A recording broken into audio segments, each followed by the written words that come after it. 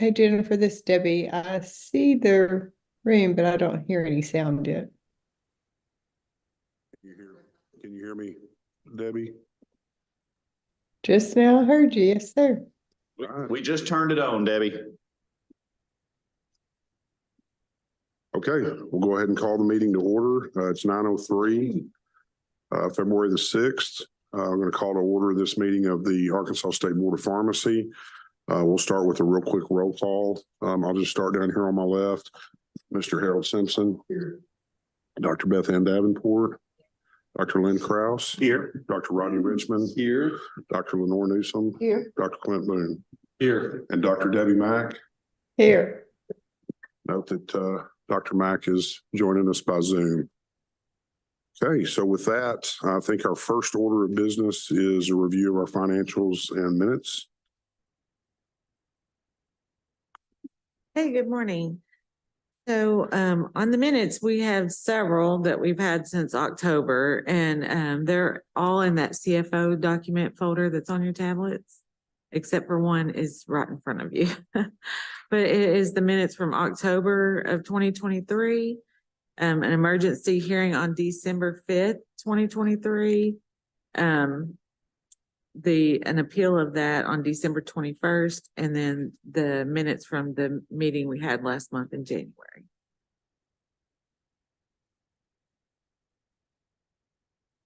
Motion from that, or if anybody has any questions about them. Yes. Yeah.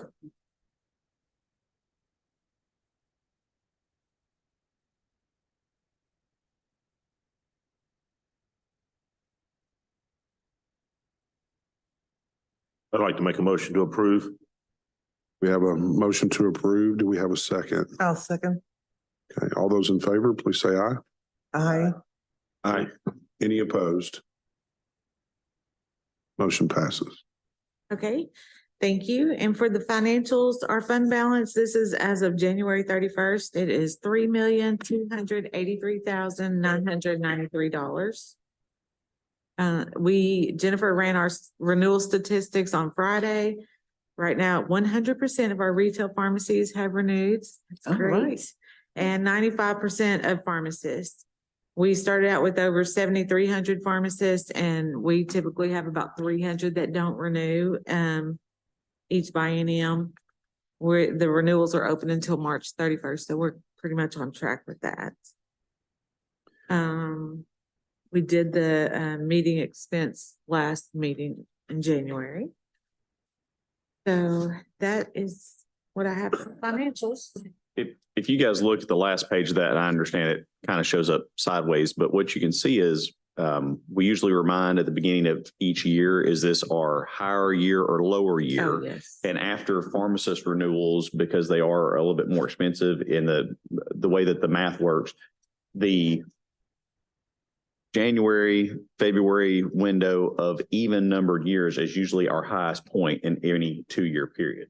In this graph, it is not our highest point, but that's largely with the expense we've, or the money that we've done in our rural loans. The last couple of years, we've done $400,000 in that. As a reminder, we did get an approval for capital outlay expense to do a complete overhaul and update of our licensure software. So we're going to spend $350,000 on that. So that is not taken into account here. This year, what Lane and I have talked about is probably waiting until June to see how that settles out between the end of all of our renewals that'll happen April 1st, which we're basically done with. And we'll know our financial stand a little bit better in the June meeting to make any decisions on rural loans. And we'll know how many applicants from each school we've had as well.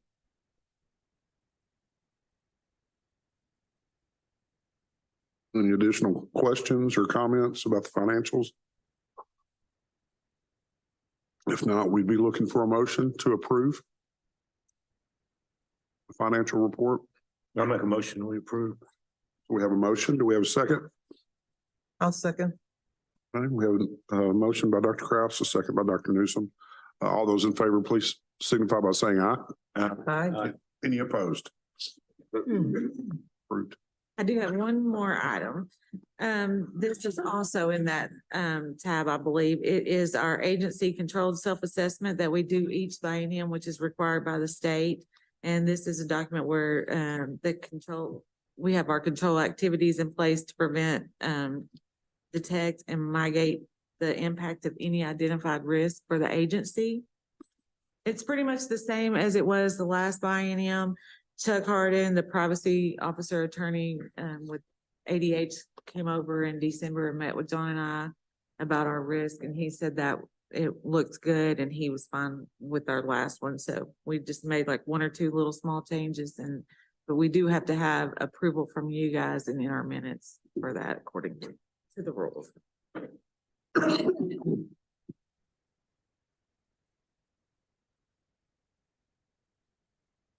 Okay, so any questions or comments about the control self-assessment?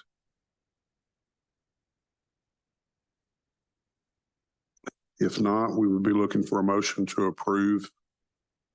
So moved. We have a motion by Dr. Newsom. Do we have a second? Where is it on here? I'm sorry. It's under the CFO. It's under number five, Yeah. control self-assessment. It's right under the financials on the first page. It's the last item. Thank you very much.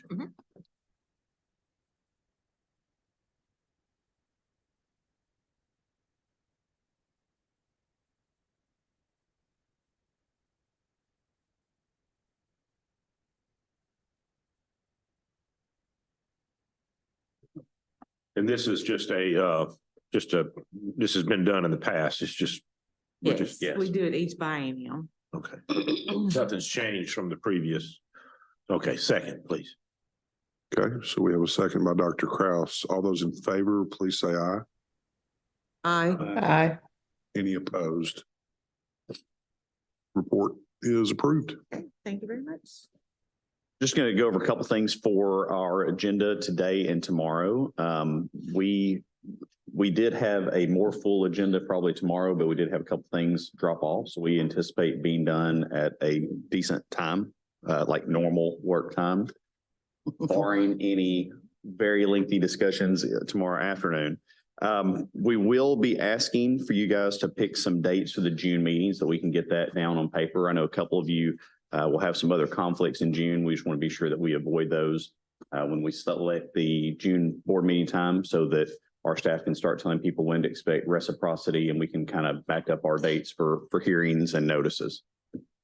We will also want to set at least one informal conference date. Ms. Bales and I are talking about possibly the very beginning of April. As always, we have a stack of namely applicants that are coming in. And as we have time throughout the day, or if we have any breaks today or tomorrow, we have a few applicants. We believe that if we give an overview of the issue itself without bringing up the actual person, that the board may want to go ahead and potentially entertain signing off on a couple applicants. And we'd like to have a little bit of discussion on exactly who all we're bringing in to informals. We kind of started that some with the informal committee, but just getting some feedback from the full board for the staff would be great. Any questions on the agenda?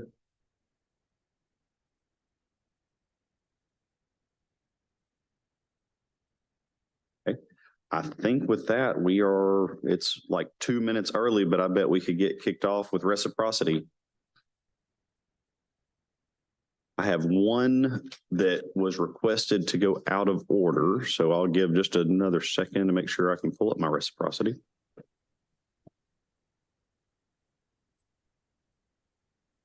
Real? Is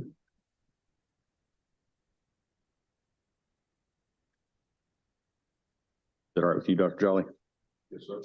So for our reciprocity folks, you guys will be called up in alphabetical order. As most of you have heard me say during our law test sessions, we will call you up in a group, basically. When we get done with your group, we'll take a vote on the overall group itself.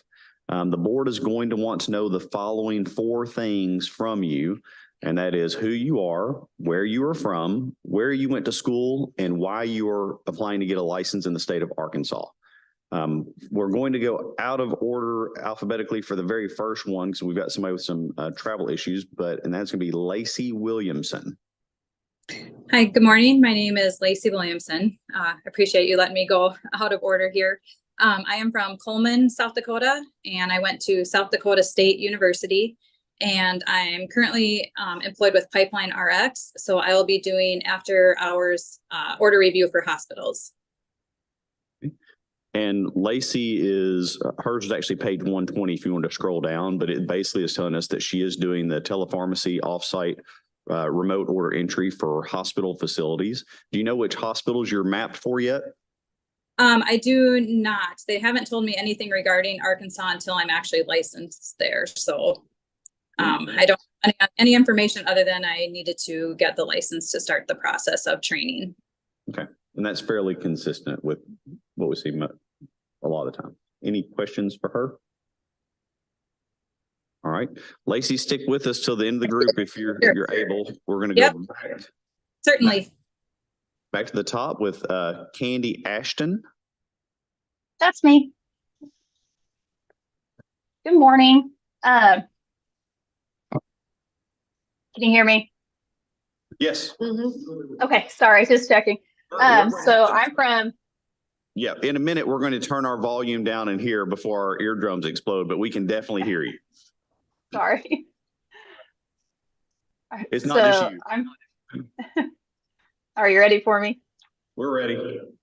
Awesome. So I'm Candy Ashton. I'm from Madison, Indiana. I went to Butler University, and I'm getting my Arkansas license so I can hopefully be picked for our mail order pharmacy here in Indiana. And what's the mail order pharmacy? So we're Nipper RX. We're a specialty mail order pharmacy. We do a lot of patient assistance programs. So who told you first part? Any questions for her? All right. Next up, let's see. Is it Michonne Lynn Audrain or Audrain? Yeah, I'm here. Okay, he's okay. Yeah, I saw that. Can you hear me? I can. We've got somebody else that needs to go on mute. Mr. Mills, we need you to mute. There you go. Go ahead. Okay, my name is Michonne Audrain. I'm from Wichita, Kansas. I went to the University of Kansas, and I'm getting licensed in Arkansas just kind of for redundancy. I have a PIC that is already and has been licensed in Arkansas. I work for Custom RX, and we mail bioidentical hormones, mostly topical and troches, to the state. Any questions for her? All right. Mark Balashev. Hello, everyone. My name is Mark Balashev. I live in Portland, Oregon area. I went to Pacific University School of Pharmacy, and I work at VetSource, and I'm getting my license in Arkansas to take over the PIC role in the state. Out of curiosity, Mark, has it picked up with the FDA making all of those foodborne antibiotics prescription only? Not for us, thankfully, because we're just dogs and cats mostly. So thankfully, it does not affect us a whole lot. Good for you. The others from Mark. All right. Ryan Bardwell. Hi, yes, my name's Ryan Bardwell. I'm from Houston, Texas, and I went to St. Louis College of Pharmacy, and I'm getting licensed because I work at a specialty pharmacy, so we ship to all states here in the U.S., and being in Texas, we're one of the neighboring states for Arkansas. You guys can see on their sheet. Any questions? All right. Carrie Berthold. Hi, my name is Carrie Ann Berthold. I currently live in Arizona, but I went to Harding University. I work at Women's International Pharmacy in Arizona, and we basically mail order to all 50 states. Yeah, we basically this is just like a backup license. We have a couple pharmacists here that already are licensed in Arkansas. So backup license. So who's the best professor you had at Harding? I would have to say Dr. Richmond. You know, when she took her test, we asked her who the worst one was. Any questions for her? All right, Ashley Bonifield. Hi, I am Ashley Bonifield. I'm from New Albany, Indiana, which is a suburb of Louisville, Kentucky. I work for Costco mail order pharmacy, and I'm getting licensure as a backup to our PIC. Any questions for her? All right, how about, is it Diptaman Bozy? It's Diptiman Bose, Oh, but you're close. I am Diptiman Bose. I'm from Bentonville, Arkansas. I went through the FPG route to get my license. I got licensed in Massachusetts. In terms of my education, I did my Bachelor of Pharmacy from the University of Mumbai, got my master's and PhD at the University of Pacific in Stockton, California, and my MAd at Georgia Southern University. Currently, I'm employed at the Alice L. Walton School of Medicine in Bentonville, Arkansas. And the intention of my license is that I would like to practice. I don't know where I will practice, but I would like to, so that I can bring that education and the practice experience back to the classroom when I teach pharmacology and therapeutics to the medical students. But there's also going to be a clinic at the Alice L. Walton School of Medicine, so I intend to practice there with the providers there. Any other questions for him? Welcome to Northwest Arkansas. Thank you. Somebody's already done All our tests and everything. Joshua Bowderman. I am Josh Budman. I am in St. Louis, Missouri. I graduated from the St. Louis College of Pharmacy before the name change. I am seeking licensure in Arkansas as the pick for this pharmacy so that our pharmacy can obtain a non-resident permit and ship specialty medications to patients in Arkansas. Any questions for him? All right. Justin Boehner. Good morning. My name is Justin Boehner. I am originally from Wasilla, Alaska. I went to the the Washington State University College of Pharmacy. And I am currently employed with Red River Pharmacy in the Texarkana branch in the infusion department. I currently travel between Texarkana and Tyler offices, and the intention of the license is for me to travel to the Little Rock and Jonesboro sites for coverage and training. Any questions for him? Seeing none, I've got Devin Bashong. Hi, I'm Devin Bashong. I'm from Nashville, Tennessee. I went to Lipscomb University, and I'm getting my license to replace our current PIC for Arkansas at DCI Pharmacy Services. And it's mainly the bundle meds, correct? Yes. Okay. Questions for her? All right. Mark Cattle. Good morning. My name is Mark Cadell. I am originally from Birmingham, Alabama. I went to school at Samford University. Now I live in Wichita, Kansas, and I work for a 503B outsourcing facility. We're called Fagron Sterile Services. And I'm applying for licensure as redundancy to our Arkansas PIC here. Mark, when was your last FDA inspection? It was in March of 2022. So we're due to have one here soon, probably. Anytime. Yeah. Any other questions for him? All right. Sierra, is it Camilleri? Yes. Good morning, everyone. My name is Sierra Camilleri. I'm from Rochester, New York, and I went to school in Buffalo, New York. I went to Duville College. Actually, now it's Duville University.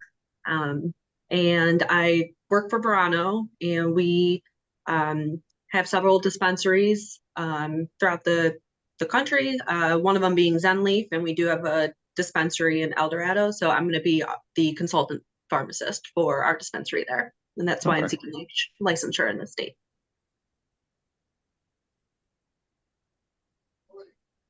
Yeah. Questions? All right. Charlize Cannon. Good morning. My name is Charlize Cannon. I'm from Memphis, Tennessee, and I went to the University of Tennessee Health Science Center. I work for PharMerica as a consultant pharmacist, and I'll be picking up 5 facilities in Arkansas. And where's the best barbecue in Memphis? In your own backyard. That's my favorite question to ask all our friends from Memphis, and most of them will tell you it's their family of some sort. So Okay, that's when we get the invite. I already asked her that. She said, "Come on." Yeah, we'll show up. All right. Any other questions for her? All right. We've got Lisa Capriola. Hi, good morning. So I'm Lisa Capriola. I am from Queens, New York. I went to St. John's University for school, and I'm hoping to become the pick for the compounding pharmacy I currently work at, which is why I'm seeking licensure. Okay. And what's unusual about your compounding pharmacy? We're a 503A. We work out of New York, and we're trying to get all 50 state licenses. So we are hoping to get Arkansas, which is why, they want me to be the pick. Like what types of meds are you specializing in? We do a lot of ketamine, RDTs, troches, nasal sprays. We do low dose naltrexone, some bioidentical hormones, clomiphene tablets. We do some injections, B12 injections, testosterone injections. We do a wider range of compounds. When was your last 797 inspection? We got inspected in June of 22. Any other questions for her?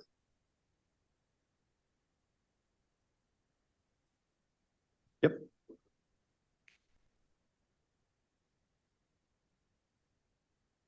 All right. Next up, we've got Lindsay Coleman. Good morning, I'm Lindsay Coleman. I am from Edwardsville, Illinois. I attended St. Louis College of Pharmacy, now known as UHSP.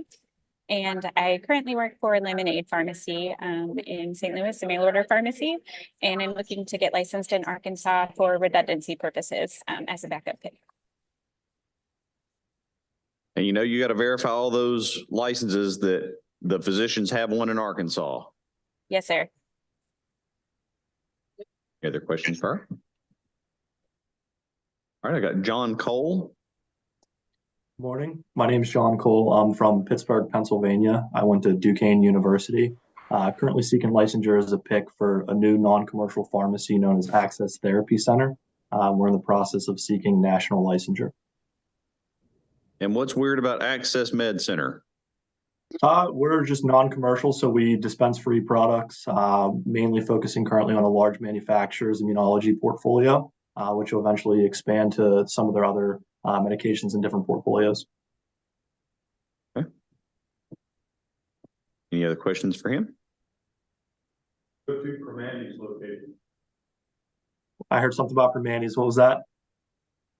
What's your go-to Primanti's location? Oh, it'd be Southside. The original. There you go. All right. Let's see. David Damask. Hi, I'm David Damasky. I'm in McKinney, Texas, and I'm seeking licensure as the PIC of an independent in North Texas. We get a lot of patients from Arkansas, coming into North Texas for healthcare, so it'll allow us to send meds to them.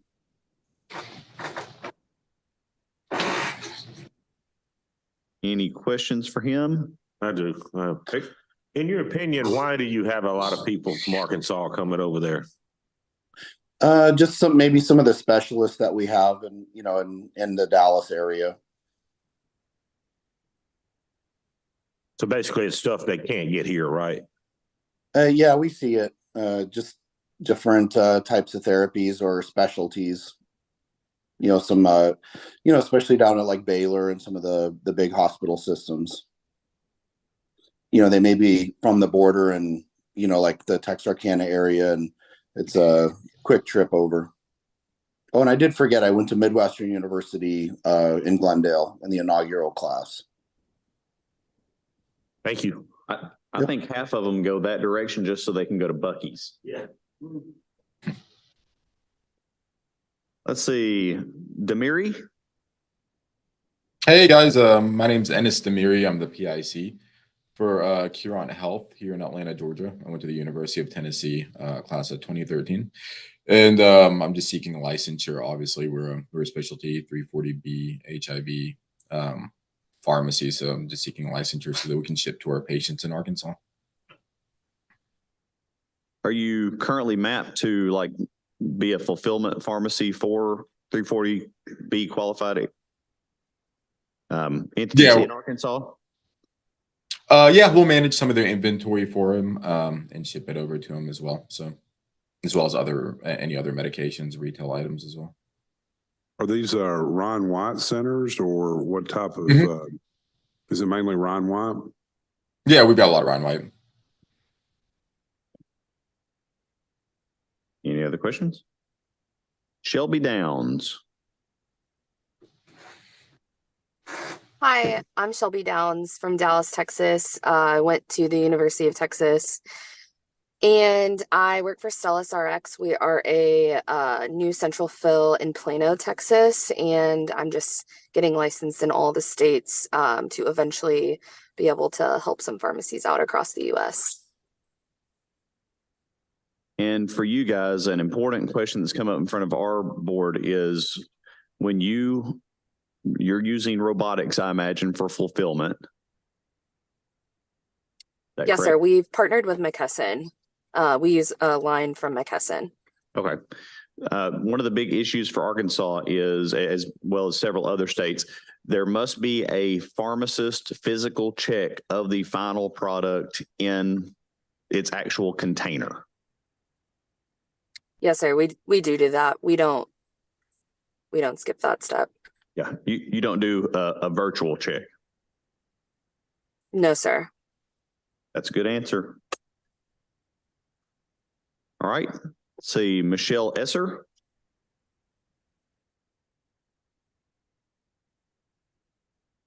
Hi, sorry about that. I'm Michelle Esser. I'm from Madison, Wisconsin, and I went to the University of Wisconsin-Madison, and I am seeking reciprocity to be the backup for the current PIC at my place of employment, Women's International Pharmacy. Any questions for her? All right, we've got Nicole Fegan. Hi there. My name's Nicole Fagan. I'm a pharmacist in the Atlanta area. I went to Mercer University. I'm currently the PIC for a 503A compounding pharmacy, Integrity Compounding Pharmacy. And we specialize in patients with metabolic genetic disorders and will provide specialty amino acid TPNs to patients that have these super rare genetic metabolic disorders. And we are not currently licensed in Arkansas, so we are seeking licensure in Arkansas just to be able to service that patient population should the need arise. Questions for her? All right, Cassandra Freeman.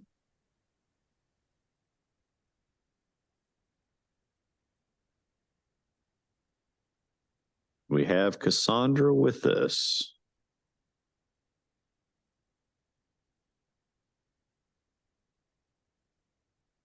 We have a Cassie's iPhone. I'm guessing might be you. It is muted currently.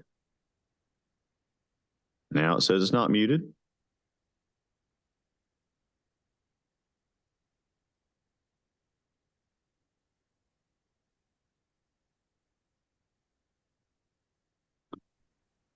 Okay, can you hear me now? There we go. Okay, I apologize. I'm not very tech savvy. So my name is Cassie Fryman. I am originally from Nebraska. Went to the University of Nebraska Medical Center in Omaha. I work for Walmart. I'm a staff pharmacist, and have a temporary license in Arkansas right now, looking to get my permanent license because I have moved down here. Have a job with Arkansas. I just fell in love with the state. Any questions for her?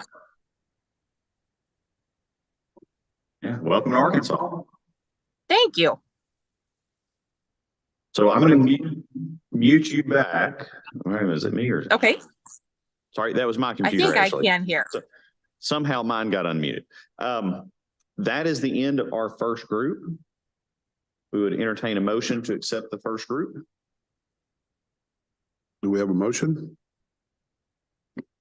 So moved. Second. Okay, we have a motion and a second. All those in favor, please say aye. Aye. Aye. Aye. Any opposed? This group is approved. All right, for all of you guys that we've just approved, just a couple of reminders. You know, your license will expire December 31st of any odd numbered year. The other thing is we do a 100% CE audit each biennium. So if you have your 30 hours with 12 of them being live and it's all in CPE monitor, you will never even hear from us because we'll be able to see that you automatically have all of your CE requirements. The other thing, we do have a couple things in Arkansas. We do have a very active state association. If you're interested in trying to get other news of what's going on with the practice of pharmacy in our state, you know, I'd encourage you to go look at the Arkansas Pharmacists Association, as well as the fact that if you're on Facebook, we do have a closed Facebook group for people that hold a license in Arkansas that people exchange a lot of common either ideas, concerns, issues that they see throughout Arkansas, the Arkansas Pharmacist Q&A. That is all I have, unless anybody else has anything for the group. With that, we will dismiss you guys for the first group. We've got our next group up in 9 minutes. You guys want to take a quick break, refresh your coffee, or you got anything else? All right, we'll be back in about 9 minutes.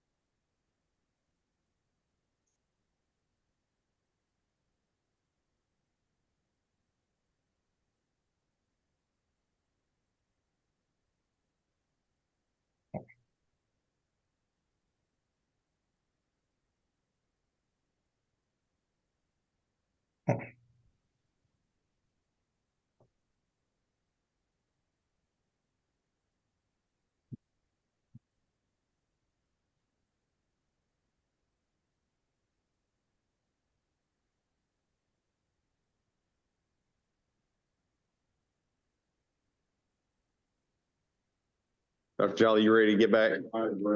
All right. So we are back on the record. We are here for our second reciprocity group, our 945. What we will do is we will call you guys up in alphabetical order.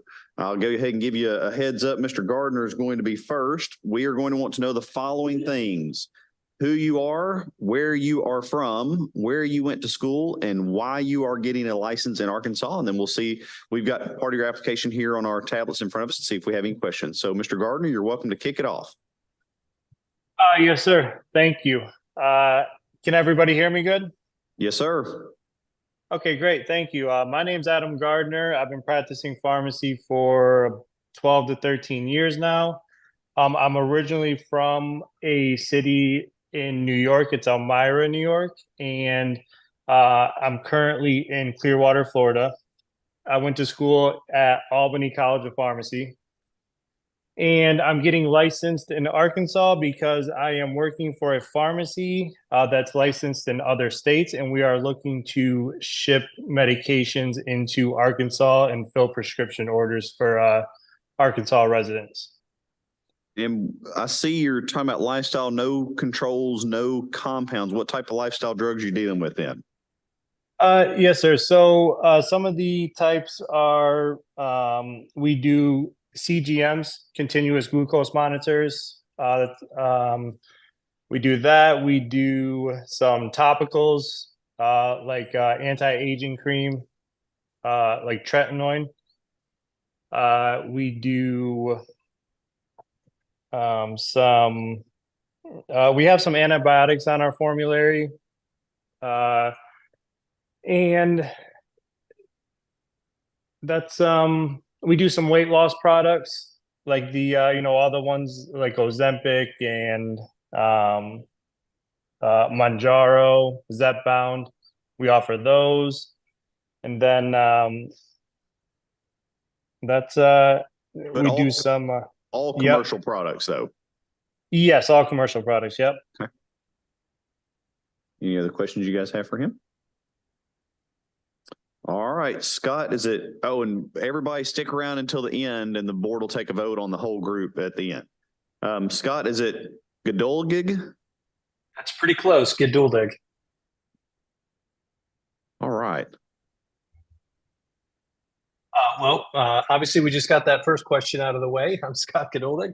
I am originally from Ohio, right on the shores of Lake Erie, and currently live up in Northwest Arkansas in the Rogers-Bentonville area. I went to school at the Ohio State University College of Pharmacy, and I'm getting licensed in Arkansas for a couple of reasons. I've been in corporate pharmacy since moving here, and just assumed my wife would drag us back to Ohio the second I stopped doing this. That is no longer true, and we are going to stay here for the duration. And so I'm getting licensed in Arkansas. So I have that for when I choose to return back to practicing. We thought you might just be trying to improve the adornment of your wall. Yeah, I guess we have room in this space here for one more black and white thing. There. Any other questions for him? Welcome to Arkansas, Scott. Thank you. Abigail, is it Gendron? Yep, it's Gendron. Gendron. That's okay. Hi, I'm Abigail Gendron. I'm a pharmacist in Syracuse, New York. I work at Noble Health Services. It's a specialty pharmacy, and we are already licensed. But I'm applying for the license for redundancy, just because I'm the new man in town here at the pharmacy. So I graduated at University of Rhode Island in 2021, and just getting the license to help out the facility. And what's special about Noble? Well, we are a white glove service pharmacy in terms of prior authorizations. So even if we aren't the pharmacy in network, we will do the prior authorizations. And once it has been approved, If the pharmacy isn't in network, then we transfer it out to other pharmacies with the prior auth already taken care of. All right. Any other questions for her? All right. Whitney Gomez.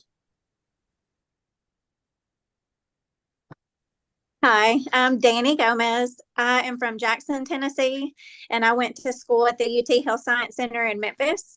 I currently am a pick at Kroger in Jackson, Tennessee, and I'm getting licensed in all of our neighboring states so that I can pick up shifts and help train other pharmacists as they come into the company.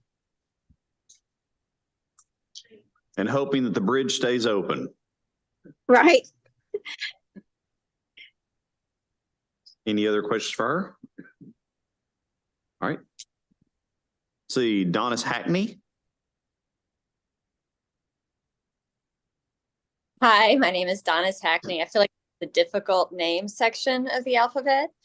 I currently live in Birmingham, Alabama. I graduated from Stanford University in 2005. I am getting an Arkansas license because our pharmacy that is in Arkansas, one of the pharmacists is going on maternity leave. And so I travel for our company and I'll be there to help fill in while she's out. Okay. Any questions for her? Leah Hagos. Yes, good morning, everyone. My name is Leah Hagos. I'm from Chandler, Arizona. I went to school in Nevada College of Pharmacy, and I was working at MedEvent Healthcare. They do a lot of 503B setting for CGMP. But I no longer work there, so I'm looking for a job opportunity in Arkansas. Lots of job opportunities here. Excellent. Thank you. Questions for her? All right. I've got Jessica Heggie. Yes, sir. Good morning. My name is Jessica Heggie, and I practice at Braun Pharmacare in Chicago, Illinois. I went to Duquesne University in Pittsburgh, Pennsylvania. We already shipped to this state, but we have a new pick sitting next to me here, and then I'm getting licensed for redundancy as well. Okay. All right. Any other questions for her? All right. Let's see. Veronica Hector. Hello, my name is Veronica Hector. I moved here from Las Vegas to Jonesboro. I was practicing at Costco Pharmacy there. I graduated from Midwestern University in Glendale, and I'm applying for a license here so that way I can work here in Jonesboro. Any other questions for her? Welcome to Arkansas. Thank you. Timothy Hughes. Good morning. My name is Tim Hughes. I currently reside in Gilbert, Arizona. I went to Pacific University of Oregon. I recently left Amazon and joined forces with Mercalis. We dispense for patient assist programs throughout all states and all territories within the U.S. Any questions for him? Christy Hurley. Hi, can you guys hear me okay? We can. Okay, hi, my name's Christy Hurley. I'm a pharmacist since 2005. I graduated from the University of Nebraska in Omaha, and I currently live in Omaha, Nebraska. I work at Covetrus Pharmacy. We are a online veterinary pharmacy, and I am just backing up our PIC. Any questions for him? Her? All right. Chima? Hi, good morning, guys. Can you guys hear me okay? We can. Awesome. My name is Chima Irebu. I'm originally from Nigeria, but I've grown up in the United States since I was 2. I went to the University of Houston in the great state of Texas. I'm the class of 2019. And I'm getting this license to help with my current employer, Cardinal Health, where we provide remote pharmacy services for different hospitals overnight throughout the country. Any questions for Chima? All right. Heather, is it Jusen? Jusan?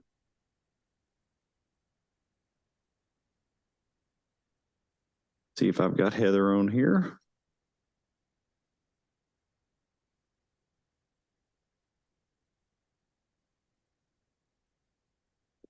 All right, I'll come back and check her later. It said Taylor Kestner.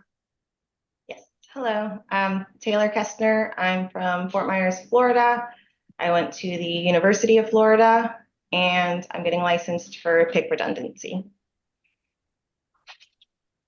And where are you working? Florida Cancer Specialist.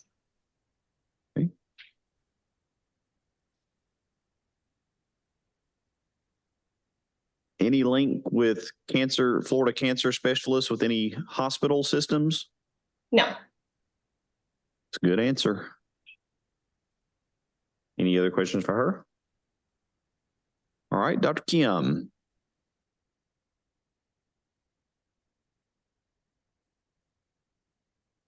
Yoon-hee Kim.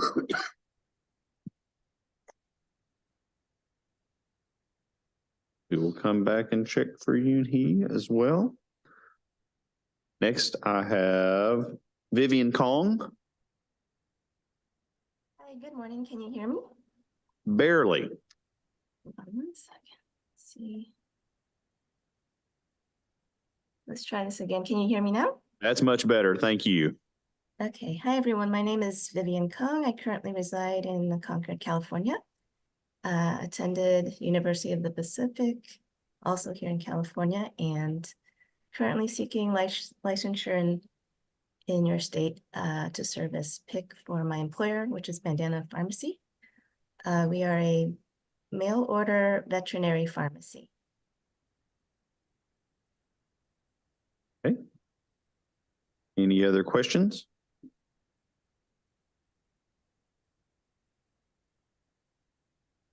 And it's for Bandana?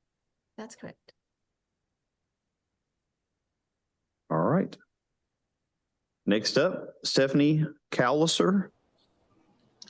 Hello, I'm Stephanie Cowlisser. I currently live in Las Vegas, Nevada. I graduated from Roseman University of Health Sciences. It's located in Henderson, Nevada. And I am seeking license as a PIC for a non-dispensing pharmacy, BioPlus specialty pharmacy, so that we can apply for a non-resident permit to be able to service the patients in Arkansas.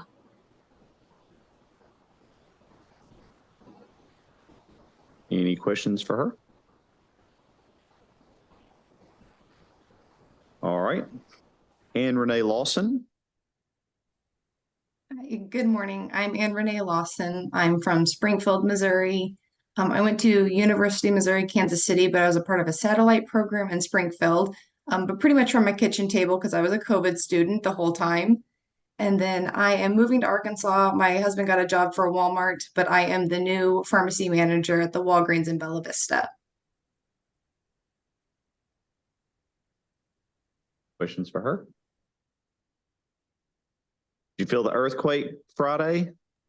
I did. I was laying on the couch and I was like, quit jerking around, yelling at my husband. He's like, I wasn't doing anything. And sure enough, it was the earthquake. There you go. All right. Any other? All right. Sharon Looney.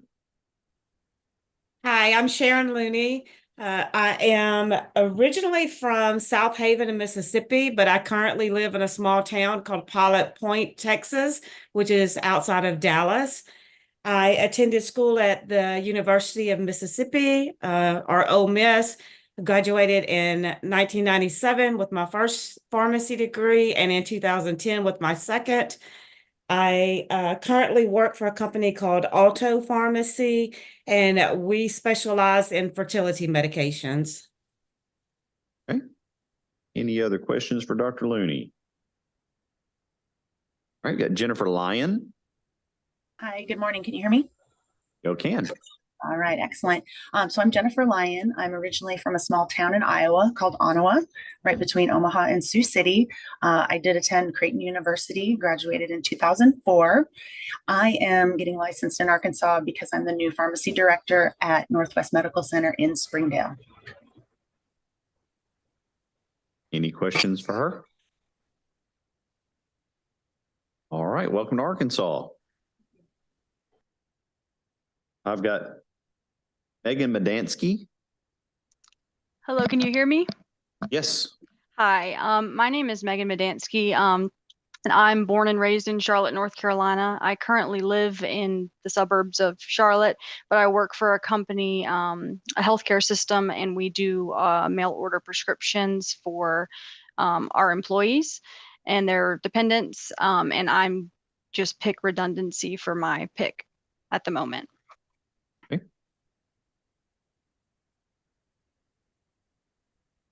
All right. Maria, is it Masood? Masood. Masood. You're close, yeah. So my name is Maria Masood. I am currently the pick at Braun Pharmacare in Chicago. I went to school at Sullivan University College of Pharmacy in Louisville, Kentucky.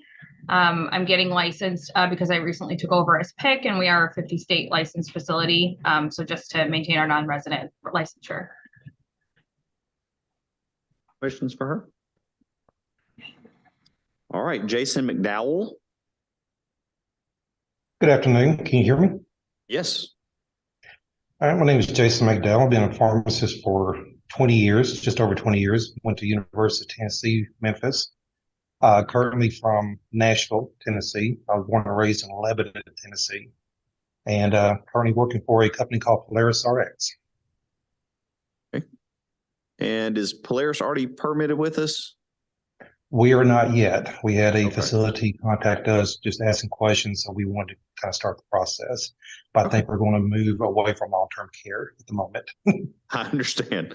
Well, if and when you guys do apply, we'll have some conversations about the Cubex, eKit type services, any type of robotics, and that you can't control those types of devices generally from outside the borders of Arkansas.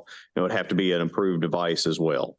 But that should not hold up your application as a pharmacist at all. All right, thank you. Any other questions for Dr. McDowell? I've got Kristen Meyer. Good morning. I'm Chris Meyer. I went to Midwestern University.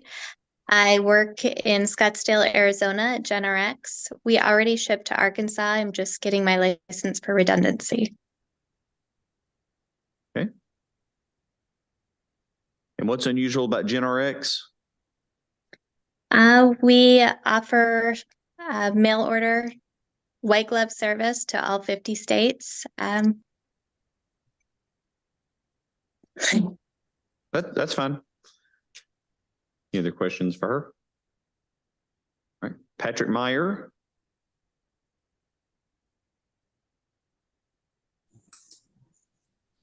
Good morning, everyone. Can you hear me? Yes. Good morning. Patrick Meyer. I'm from Indianapolis, Indiana. I work for BioPlus Specialty Pharmacy. I graduated from Purdue University many moons ago, 1996. And I'm seeking my license so we can get our non-dispensing pharmacy here licensed in Arkansas.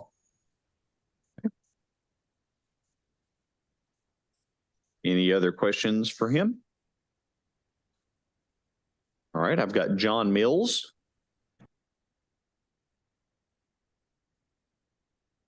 Yes, good morning. Yep, John Mills from Memphis, Tennessee, graduated from Ole Miss class of 1989. Currently work for a company called Script2You. It's a division of McKesson, and the role I'm seeking is the backup pick. Any questions for him? Still sporting your jersey? Little Super Bowl party today, slow day at the work. There you go. We should have done that instead of a meeting. All right, I'm going to go back up. I've got Heather Jusan. Do not see Heather. Yoon-hee Kim. Do not see Yoon-hee on here anywhere. So that is this group minus those two. Okay, we'll be looking for a motion to approve this group of reciprocity candidates.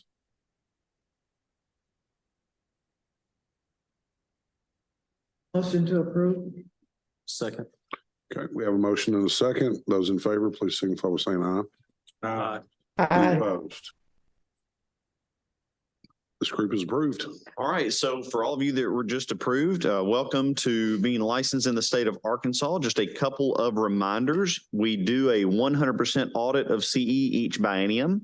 Your license will expire December 31st of next year. If you have 30 hours of CE in the National CPE Monitor System with NABP and 12 of those hours are live, you will never hear from us because we will be able to see that directly without you having to respond otherwise to the audit.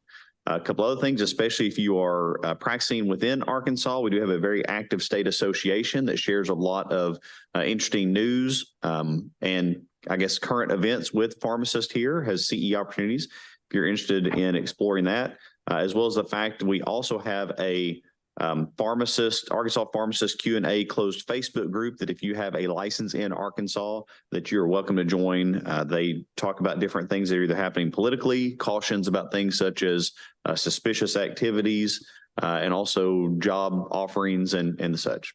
On that, welcome to Arkansas, everyone, and you are welcome to leave us today. Thank you.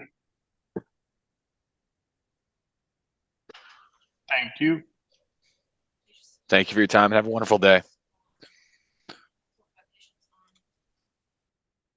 I've got messages from staff that we may have a couple of our folks on here.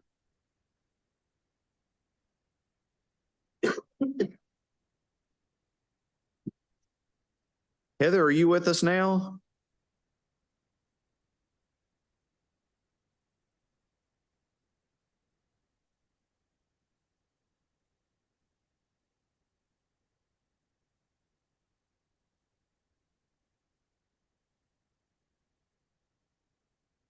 Lindsay, can you check with Nancy? She's telling us people are on here, but they are not.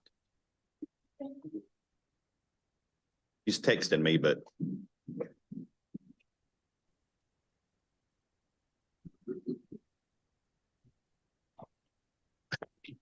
The left hand.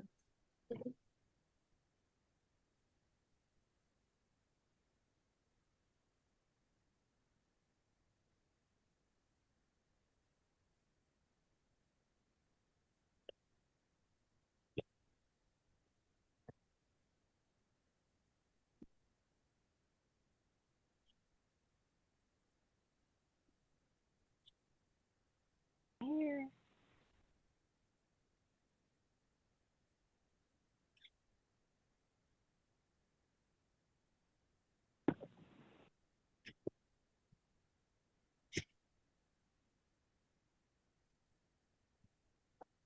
So I can see in our Zoom room, we have Jusan on. Does not look Yes. like that. Okay, are you with us? Yes, I'm here. Okay. Have you been listening? Yes, I have. Okay, do you want to tell us your 4 things and we can see if the board will accept you? Sure. Well, my name is Heather Josan. I live in Mississippi. I work in Tupelo and live in Pontotoc. I went to Ole Miss Pharmacy School and I work at AmPharm, Mississippi. We're headquartered out of Tennessee, but I'm working at the Mississippi branch and we do long-term care pharmacy. And we're doing some specialty mail order for some nursing home patients. So we're kind of looking to maybe do that some in Arkansas in the future. So only trying to do the specialty mail order for them or taking care of their overall needs? Probably right now, we're working on getting contracts to do the specialty mail order. We have nursing homes in Alabama and Mississippi currently. Yeah. Yeah. On your nursing home patients, how do you do emergency coverage if they are missing a dose or anything? We have a 24-hour call number and we try to go to backup if it's not something that they have readily available in their emergency kit. Okay. Any other questions for her? All right, we can take her as a separate. Okay, so Dr. Kraus, was that a motion to approve? Okay, Dr. Richmond, I got a second. All those in favor, please say aye. Aye. Any Aye. opposed? Okay, Ms. Joustin is approved. And you've heard our stuff about CE and all that. Yes. All right. Welcome to Arkansas. All right. Thank you. Next group is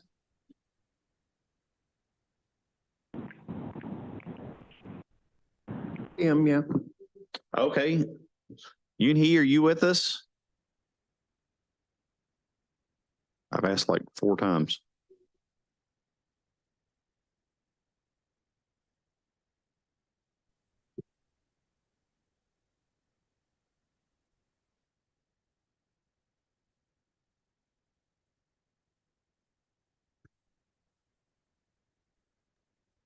Hello, can you hear me? There you go. Thank you. Good morning. My name is Yuni Kim. I was born in South Korea and I grew up in Houston, Texas. I went to Texas A&M College of Pharmacy and I'm getting the license because I'm currently working as a PIC at Background Sterile Services. Hello? Yes. Do you say Penn Foster? Can you hear us?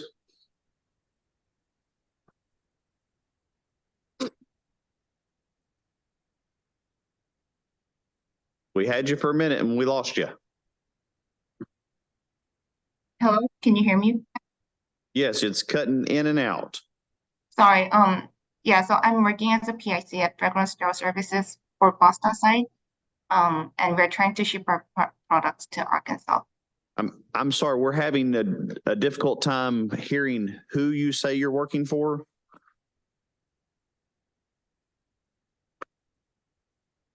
Should be on page 66 for us.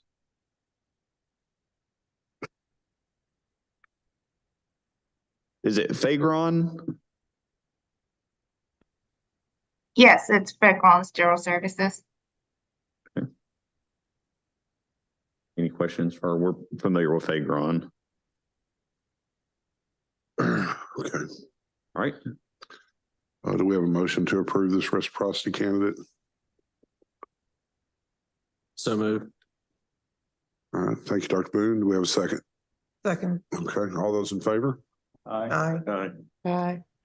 Any opposed? All right, Dr. Kim, they have approved your application. Thank you for joining us. Thank you so much. All right, let me get down to my list for our 1015.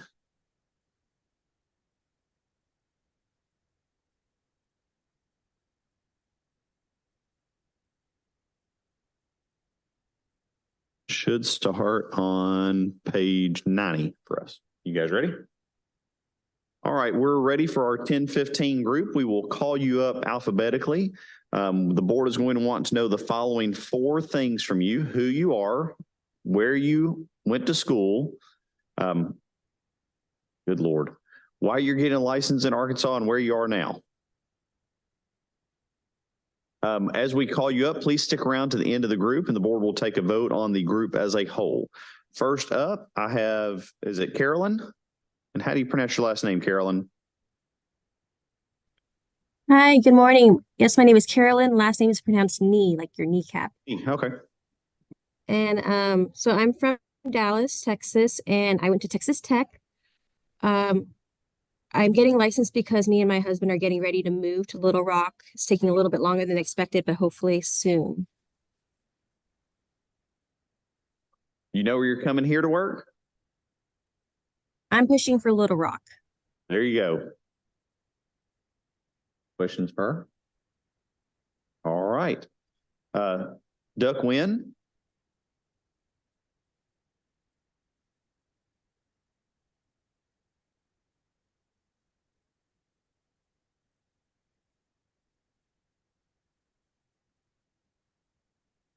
Duck Tong Wynn. I can see you are with us.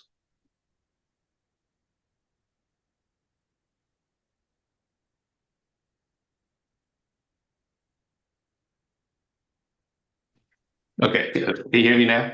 There we go. Okay. Yes, my name is Dr. Thang Nguyen. I'm from Houston, Texas. I went to the University of Houston and I work for BCP Veterinary Pharmacy. We're looking to get licensed in Arkansas. Companion animal, food producing? No food producing. Okay. And following the whole GFI 256, I'm guessing? Yes, since April. All right. Any other questions for him? All right. Vincent Wynn. All right, I'm here. Can everybody hear me? Yes. Okay. Good morning. My name is Vincent Wynn. I'm from Dallas, Texas. Just moved to Texas. I work at White Rock Pharmacy. I'm just getting my Arkansas license because we plan on continuing to ship to Arkansas. Right now, we mainly just ship like your regular maintenance medications, and we do ship Accutane, and we're able to provide, you know, more favorable prices for patients in the case that, you know, they don't have insurance or they have high deductibles and things like that. So they're looking to plan on continue doing that, and I will be taking over for the Arkansas residents. And all commercial products? No commercial products. No. I'm sorry, are you selling manufactured products or compounds? Manufactured products, I'm sorry. Okay, so that would be commercial products. Yeah, I'm sorry. Okay. Any other questions for him? Alyssa Nystrom.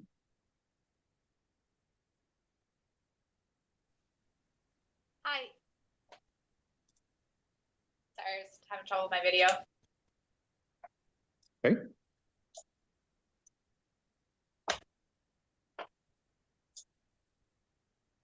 Let's go. Sorry, I kind of joined late here, just due to time. Am I just answering the 4 questions? Yes, you're going to answer the 4 questions: who you are, where you went to school, and why you're getting a license in Arkansas, and then stick with us until the end of the group. Okay, perfect. So my name is Alyssa Nystrom. I'm a pharmacist here with Amazon Pharmacy in Washington State. I'm based out of the Kent location, Kent, Washington. I went to school in University of Montana, and then I'm getting licensed because we are a mail order pharmacy, and so I'm the backup to the PIC here.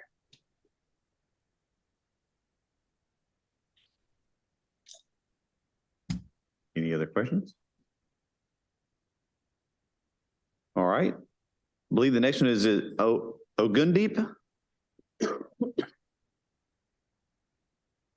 Yes.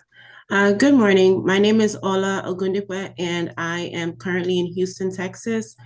I went to school at the University of the Sciences in Philadelphia, and I am currently the PIC for a 503B pharmacy here in Houston, Texas. And when was your last FDA inspection? That was December, I believe, of 2022. So you probably got a little more time. Yeah. Any questions for her? All right, Jessica Rafter. Hi, can you hear me? Yes. Hi, my name is Jessica Rafter. I am from a small town in northern New York, Messina, New York. I went to Albany College of Pharmacy, graduated in 2013. I am currently looking to get licensed in Arkansas to serve as our backup PIC. I work for Kinney Drugs, and we have a program that we call the Snowbird program. A lot of our residents like to travel down south in our colder months, and we like to keep them and ship to them. Questions for her? All right. Mary Reamer. Hello, my name is Mary Reamer. I went to school at Texas A&M. I want to get licensed in Arkansas because I will be doing remote coverage overnight for hospitals in Arkansas for Cardinal. And I live in Houston, Texas. Any questions for Mary? Corey Reese. Hi there, name's Corey Reese. In Ohio, born and raised in Ohio. Went to the University of Toledo. Currently employed with Z Care Pharmacy in Ohio, and I'm applying for licensure as redundancy for PIC. And what is Z-Care? Z-Care, we do fulfillment for, it's telehealth fulfillment. All commercial products, no compounded products at this time. And you guys have a process to validate the Arkansas medical license or nursing license of prescribers? Yes, we do. Good answer. Anybody else? Kevin Ritterhoff? Good morning, I'm Kevin Ritterhoff. I reside in Chandler, Arizona, right outside of Phoenix. And I went to school, bachelor's degree at Temple University School of Pharmacy, and then my PharmD at University of Florida. I am currently employed by Tailstorm Health, which is a 503B outsourcing facility here in Chandler, Arizona. And this is the regulatory requirement as we distribute products into the state of Arkansas. And when was your last FDA? You know, I just joined, I believe it was in 22, summer of 22. You're going to be the Arkansas PIC, I would sure find it, look at it, and make sure that there were appropriate responses and corrective actions for any 483 issues. Yes, sir. Got Alicia Robertson. Hi, my name is Alicia Robertson. I am from Monroe, Louisiana. I went to school at the University of Louisiana at Monroe, and I am getting licensed in Arkansas because I work for Primal Health Services, which was formerly known as Vantage Health Plan, and we service members in South Arkansas where we do medication therapy management. Any other questions for her? All right, Ruby Roy. Hi, good morning. My name is Ruby Roy. I'm located in Houston, Texas. I went to Texas Southern University, located in Houston as well. I registered to be licensed in Arkansas as part of my job requirement, but currently I'm not working due to health conditions. Questions for her? All right, Andrew Russell. Hi there, I'm Andrew Russell. I am from Indianapolis, Indiana. That is where I was born and raised. I went to Butler University here in Indianapolis as well. I currently work for BioPlus Specialty Pharmacy, where I'll serve as the PIC. We are a mail order facility that will ship all over the country. All right, Eric Schaefer. Hi, good morning. My name is Eric Schaefer. I am located in Pittsburgh, Pennsylvania. I graduated from Lecom School of Pharmacy in 2011. I originally was obtaining my licensure in Arkansas to be our PIC. However, our company does not qualify for that, so I am expanding my licensure for my personal reasons. Okay. Any questions for him? All right. How about Justin Smirker? Hello, everyone. My name is Justin Smirker. I live in Pittsburgh, Pennsylvania, went to the University of Pittsburgh School of Pharmacy, and I work at Rare Med Solutions here in Pittsburgh and am pursuing licensure for redundancy purposes. Any questions for him? All right, Lindsay Warren.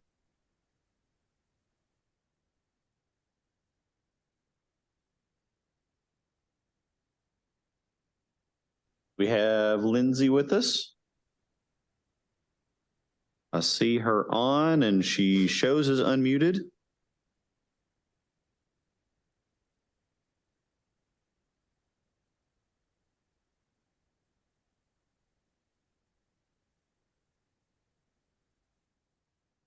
Lindsay, can you hear us? There, I can see her. Not yet. Cannot hear you. I see you're talking to us though.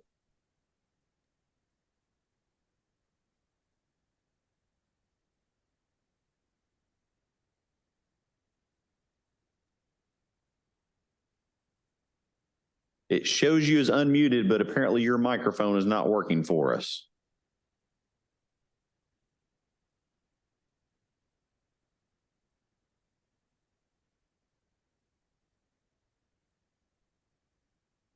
All right, Lindsay, we will come back to you in a minute. We'll see if we can get that working.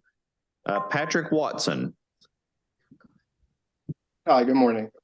My name is Patrick Watson, Salem, Pennsylvania, and I went to the University of Sciences in Philadelphia. I currently work at Express Scripts mail order pharmacy, and I'm seeking licensure as a backup to our site's pick.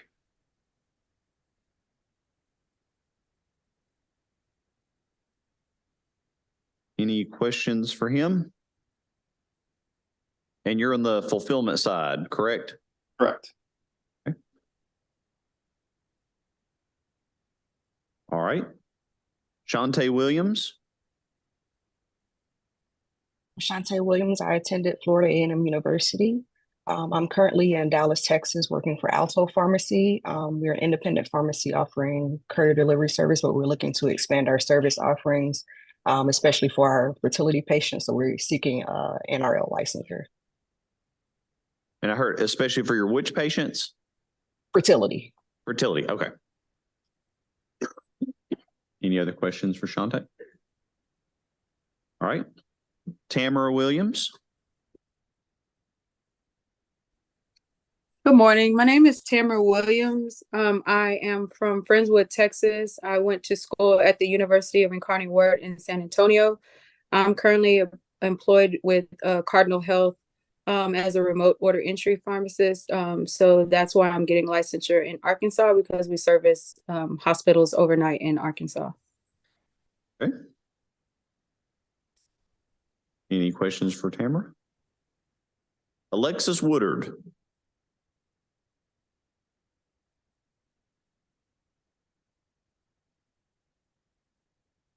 We have Alexis with us.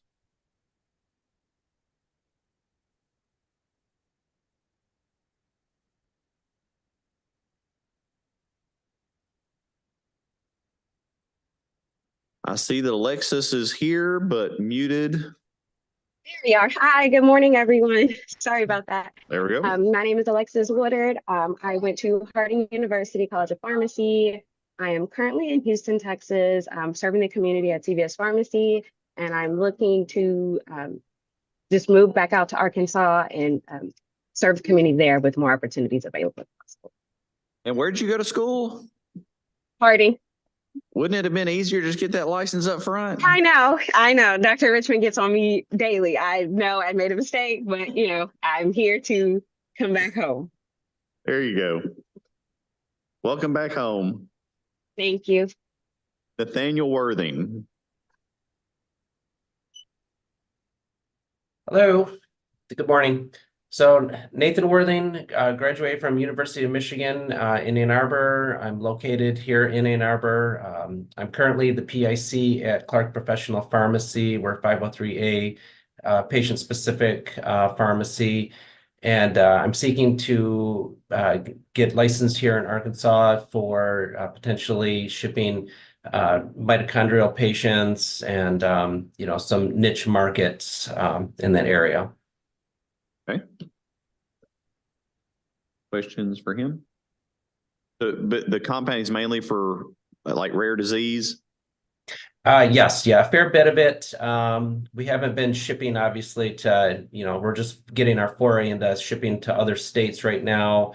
So these would be for like mitochondrial cocktails, preservative-free hydroxyl B12 injections, things of that nature. Okay. All right. And Ryan Young. Morning, Ryan Young. I am in Salt Lake City, Utah. Went to the University of Southern Nevada. I work for MedQuest Pharmacy. We're a 503A, mostly doing bioidentical hormones, all 50 states. I'm just getting a redundancy license. Questions for him? Let's back up and see if we've got phone back with Lindsay Warren, although I don't see her on here now. Can you hear me? There we go. Hi, I had to call in from my phone. My name is Lindsay Warren. I'm from Georgia. I graduated from the University of Georgia. I currently work for a mail order fertility pharmacy in Nashville, Tennessee, and I'm obtaining my Arkansas license to be a backup pick. Okay. And it's for, let's see, for ACA? No, it's for FPA, Fertility Pharmacy of America. Okay. All right. Any other questions for her? All right, that is the end of this group.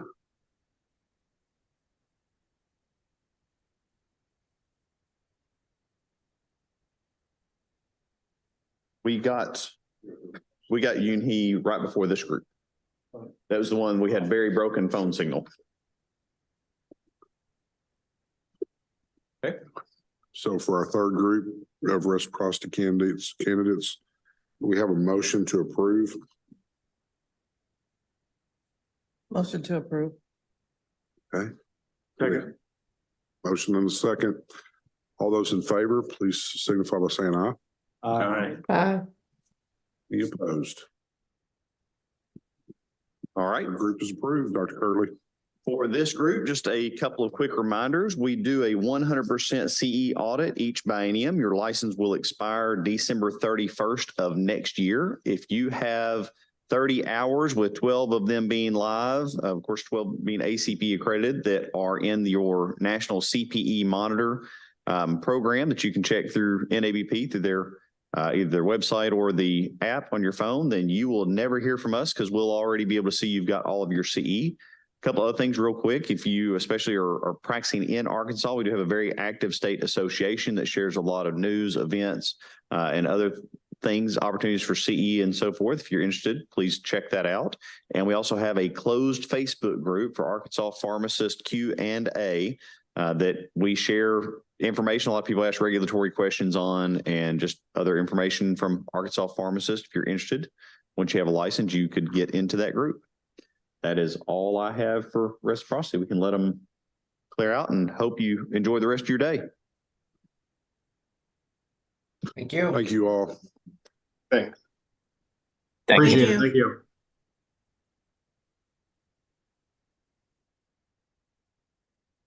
So next up, looks like we have a law retake discussion. Yes.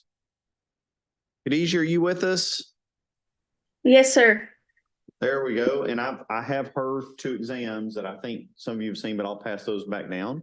So Khadijah's with us today. She is here to see about potential to take 3rd round test for us. So I'll turn it over to you guys for any discussion you want to have with her. Okay. So does anybody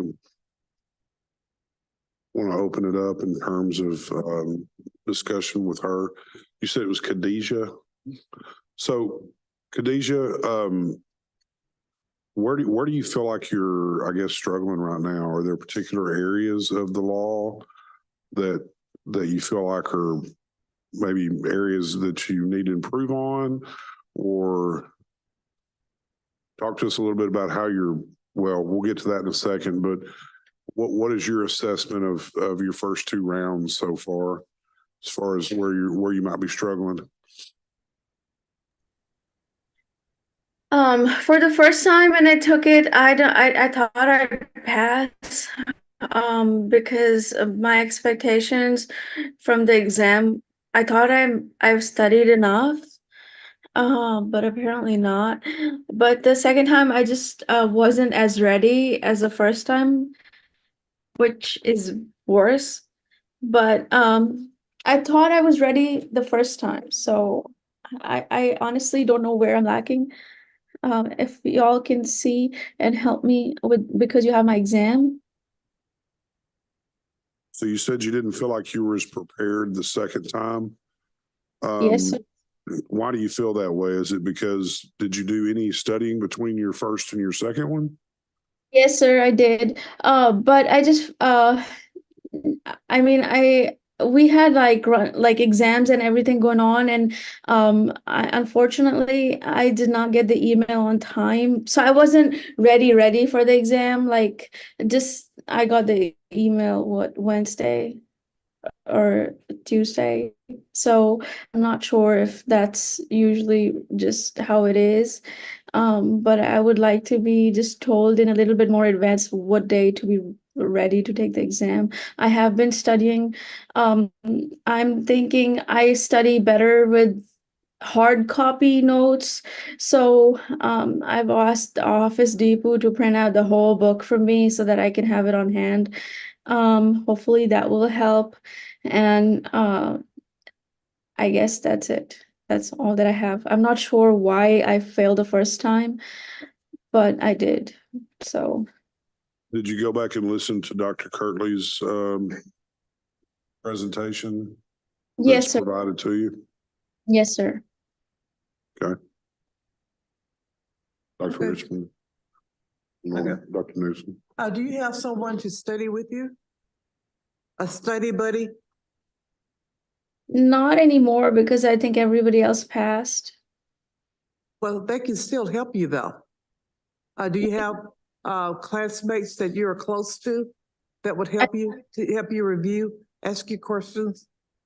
Okay, I will do that. I do have friends who've taken the exam and they can help me definitely. Yes. They will help you a lot, your peers. Yes, ma'am. So take advantage of that.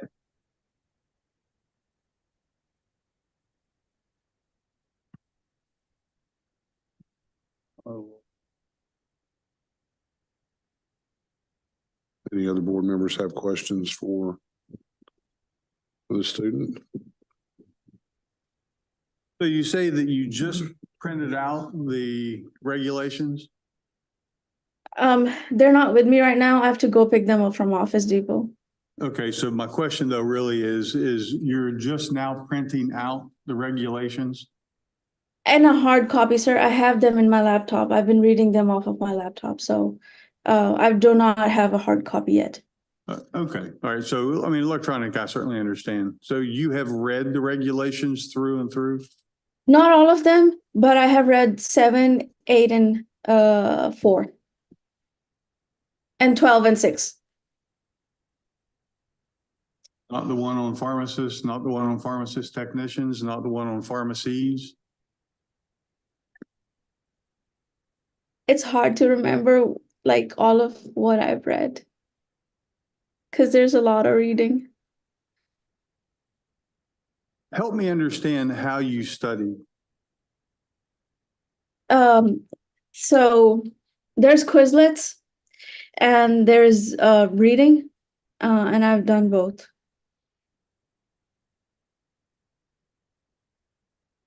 And they usually. Do you have lecture notes from professors? Yes, sir. Okay. And have you, I would recommend, now I don't know, I've not seen your lectures or your lecture notes, but I would encourage you, typically professors' lecture notes are going to be bulleted versions of the regulations. Yes, sir. You know, if those were useful to you, then I'd recommend that you get those and lay them side by side with the regulation itself. Okay. Actually go through and you need to read the regulations, all of them. Yes, Now, sir. for example, you get to regulation 11 or 12, there's not going to be much there. And I think regulation 11 may be several pages long, but there's very little that you need to know from that regulation. Regulation 12, of course, I hope I'm getting them right. Regulation 12, basically, one thing, just know that in order to do automation, you have to get approval in writing. So there are some regulations, there's not very much you need to worry about. Yes, sir. The others, though, go through, and if you also listen to Dr. Kirtley's lecture as you're going through the regulations, have a highlighter in hand, and he tells you this is important, this is not important. And so the best way for you to retain the information is to have read the regulation through and through. Now, by listening to his lecture and highlighting, you can sort of block out all the legalese that's in there and really hone in on what's important. Now, it's also important that you understand that we're not going to just ask you rote memory questions. I mean, there's some things will be memory, like what drug class is alprazolam? Yes, But sir. there are going to be lots of questions on there that are more application. And so Yes. we'll ask you sort of scenario based, and then you need to pick the best answer and apply the law as you would in your practice. Yes, sir. So it's really important that if you have read the laws through the regulations through and through at least one time, then you will have in your mind's eye a context to refer back to. Now, the other thing that I would recommend that is helpful, it's written in plain English, rather than go to the DEA regulations, is go to the DEA Pharmacist Manual. Now, there are several different versions, so make sure you have a more recent version. Okay. But you can go to the DEA manual and it's free. You can download it online Yes, sir. and go through, and you can read by topic. And then, so it's not written in regulation format, but it's kind of interpreted for you in plain English. And that way you can reconcile what federal law is with state law and make sure that you understand, at least for the purposes of this exam, it's going to be application from an Arkansas perspective. Now, let me ask you some questions regarding test taking. Yes, sir. Do you tend to change your answer once you mark an answer and then go back, or do you leave it as is? I do tend to change my answers. Okay. I'm going to ask you to follow me with blind faith on this next time. If you come to a question, because we give it to you pencil and paper, so you can leave a question unmarked, but don't pick an answer, okay? If you come to a question that you don't know the answer to, or you're not sure, or you can narrow it down to one of two choices, but you're not clear and you're kind of going back and forth, leave that question blank. Just leave it alone. And then go on through your exam and then come back to that question again. And keep coming back to that question until you decide on an answer, and then pick it and then go with it. The difference between doing that and picking an answer and then come back and erasing it and choosing something else is the psychology of changing your answer. So that way you've given yourself the best shot in your mind, that you've reasoned out in your mind what the answer is, you pick it and then go on. True, false questions, don't read anything into the questions. Just read the question as it's asked. Okay, don't read the question and say, well, if this, then this, but if it was something else, then the answer would be different. Just try to answer the question within the context of the four corners of the question. Okay, if it asks you, does A plus B equal C, then answer that question. Don't assume that D, E, and F come into the equation. Okay? Yes, sir. I realize it's difficult now because other folks have moved on from the law class. And so you're kind of out there on an island with nobody who really has time to take and sit and be a study buddy. But I would encourage what Dr. Newsom said. But if nothing else, speak with your professor. See if they can help you. Dr. O'Brien said that she would be willing to go over stuff, and I'm thinking that we're gonna go regulation by regulation and review with her. Well, give yourself about 8 to 12 hours to do that. And that's assuming that you got something from it the first time you went through. Yes, sir. So, I mean, you scored, we saw your scores, so you have a reasonable basis, but there's still a lot more that you need to know. And it's important for long-term recall of these laws because we need you to know what these regulations are when you get out on your APPEs and in practice. So we need you to not be trying to figure out whether you can take an exam based on what you learned since last Wednesday when you got email notification. This is something we would hope that you would be prepared for after a semester's worth of pharmacy law.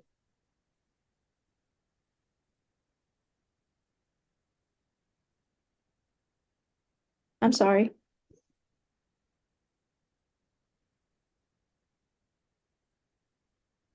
I'm sorry, did you have a question? Did you hear that last part? Yes, sir. Okay. Okay, any other feedback from the board? Questions, comments? Okay. So, Dr. Curley, I'm assuming you need a motion to approve a retake here. Okay, so would anyone like to make that motion? I will. Okay. I'll make a motion that she can retake the jurisprudence exam. Okay. We have a second? I'd like to amend the motion. Okay. That we approve another retake of the exam based upon signing of a statement that she has spent a minimum of 12 hours of additional review and that she has read the regulations through and through. That sign a statement that basically says that. Okay, I'm in agreement to that. I'll second it. Okay, so we have a motion. We have a second. Is there any other questions or discussion? If not, you're raising your hand, Khadijah. Yes, sir. Can I ask a question? Sure. Okay, I'm sorry. Is that not appropriate to ask right now? Go ahead. Okay, so please approve my retake, but if you do, please make it a little bit farther out than just a week or so. I need more time to study for this, as I know I'm not in a position to ask for favors, but y'all have already given me 2 tries and I have failed at both. So, but I need more time to prepare for the next time. Khadijah, we were not trying to pressure you, giving you a week's notice before this last test. When I called back in December, I was trying to let you guys know that it would be after everyone got back to school, we would pick a date. So I understand you felt like it was compressed time, but we kind of gave notice in December and then a date. So we're not pressuring you that it's tomorrow or next week. We just know that for you have to get past this test in order to start your APPEs. So we are completely flexible on when that's going to be. Just we know that you've got to get through it before that date. We'll give her the next board meeting. I mean, when are you supposed to start rotations? It starts in May. In May. So you've got till May to let us know that you're ready to take the test. If you give us a week's notice, we'll find a day that we can schedule it. Oh, thank God. Okay, so you're going to notify the board about a week before you're ready to take the exam. If we vote this in. Okay. At some point. So Dr. Newsom, would you want to? Okay, you don't need an amendment. You just need to approve. Already got it. Okay, so we have a motion and a second. We're ready to vote. Okay. Those in favor of the motion, please signify by saying aye. Aye. Aye. Any opposed? Motion passes. So, Khadijah, what they're saying is they are voting to allow you another opportunity for the test. And what I'm telling you based on behalf of the staff is if you'll give us about a week's notice when you think you are ready, we will find a day that can accommodate both your schedule and our open hours here at the board, and we'll be happy to have you for the test. Thank you so much. Will you send out notice to her so that she'll know what the amendment was? Yeah. Yeah, and we'll send you a message to let you know exactly what the motion was, that, we will need you to sign that you did at least 12 hours of study and that you had read through all the rules. Yes, sir. Do I have to send that back today and fax? Not until you've done it and you're ready to take the test. Yes, sir. Okay. Great. Thank you for joining us. Thank you so much. Thank you so much. Okay. Is it okay for me to leave? Absolutely. Yes, thank you. So our next scheduled is at 11, but I believe our 11:15 is here if you want to try to do it. Max, you guys ready? Come on up. When you have a seat, there's a button that says push, and if you literally push it and release, it'll turn green, and that means go.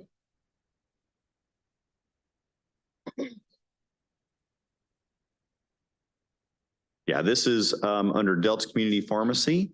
They have a request to be able to do offsite order entry type services between a couple of their pharmacies. If you guys want to tell us who you are, and we'll get started.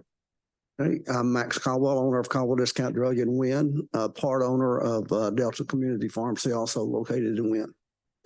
And my name is Sarah Dahl, and I'm the pharmacist in charge at Delta Community Pharmacy. So, and I'll try to help speed things along as sometimes I do, even though I talk a lot. That was funny. Long story short, they have two community pharmacies in the same community, and one of them is a newer startup, and it is just not as busy. That's correct. And you have extra staffing there that could actually help with some offsite order entry workload balancing, which we've done with other stores in the past between those two stores. Have a contractual relationship because they have some shared ownership. First of all, so it's not a third party or it's not in another state where we've had some of those requests, which is not allowed in retail. So it basically, when they reached out, both Sarah Max to us, I said, well, this is really your procedure for how you do that. Now, did you guys want to try to do any central fill in that as well, or just mainly the offsite order entry? Just the offsite order entry. Okay. So they're here to answer any questions you got about it. It seems to fall in line with things we've done in the past. Yeah. A little different that the names are different, but you're saying there's the corporate structure of it is in line with what we would approve. Yes. I don't really have any questions. I don't really either. It's an easy one. Yeah. Yep. I make a motion, we approve. Okay. Second. Okay, so we have a motion and a second. Any other discussion or questions? If not, all those in favor, please signify by saying aye. Aye.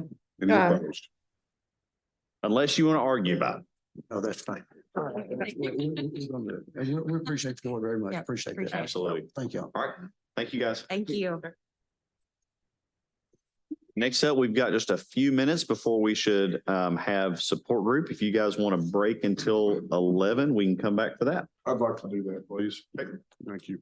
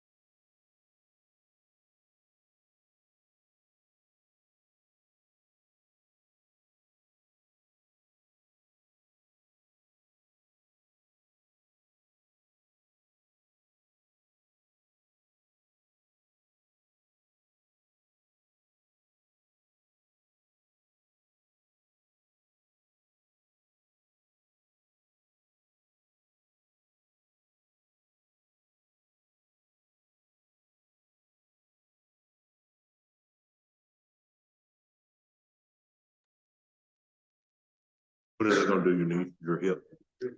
I'm hoping sometime in April. Right, a couple of Dr. things. Mack, are you back with us as well? There you are.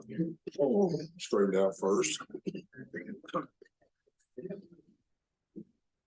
All right, guys, I think we are back. If you look under support group, we have two files. First up, we've got with Zoom, Brant. Real quick overview, you guys can see on the dashboard, this is actually for the board's use. This is a copy of his different drug test records and everything that we've had through the Affinity drug testing through the support group. And then we also have, says something else, says thumbs. I don't know what in the world that is, but I don't think we need it. But Dr. Roberts is here today. He's just requesting an increase in his ability to work a certain number of hours. From everything we hear, everything's going well for him. He's in compliance with his contract, and he can tell you what he's asking for today. Thank you, Dr. Kirtley. Hello, board. So back in October, I was allowed to come back and work in pharmacy again, and I've been working. I was approved for 20 hours a week. Originally at the board meeting, it was to work with Walmart.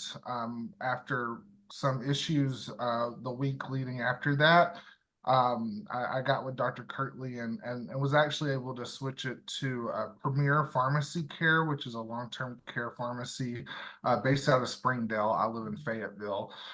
So I've been working there ever since October, and I'm asking to increase my ability to work up to 32 hours a week so I can continue this process.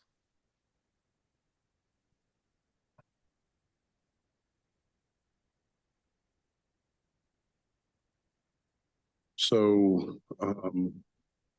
any questions for Dr. Roberts? He's just asking for like I said, for an increase up to 32 hours a week from his 20. That would end his supervised work as well, so he could be able to work alone. Okay. And how long ago was it that we approved the 20? October, wasn't it, Brant? Yes, sir. It was the board meeting on October 10th. Any discussion or questions? No? Okay. We don't have any contradictions from Turner or anything. No, he's good. Now I'll make a motion that we accept the additional hours for this gentleman. Okay, so we have a motion to approve Dr. Roberts going to 32 hours unsupervised. We have a second. Second.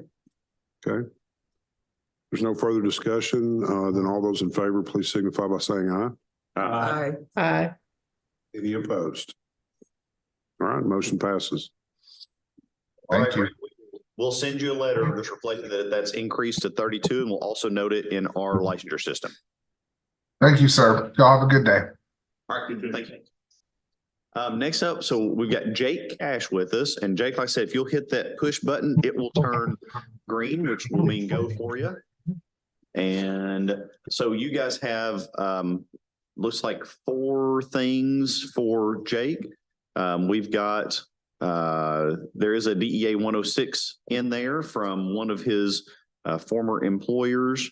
You've got the dashboard that is another screenshot of showing all of his drug tests and everything that have been successful. No issues with that.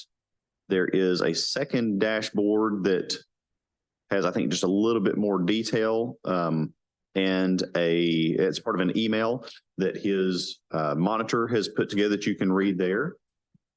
Then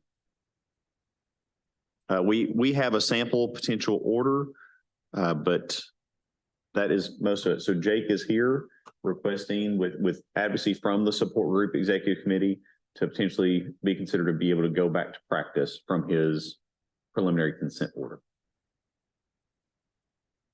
Oh, and then behind the 106, there's also, that's what I was looking for. There's the preliminary consent order and some of his progress notes from treatment in there that you can take a look at.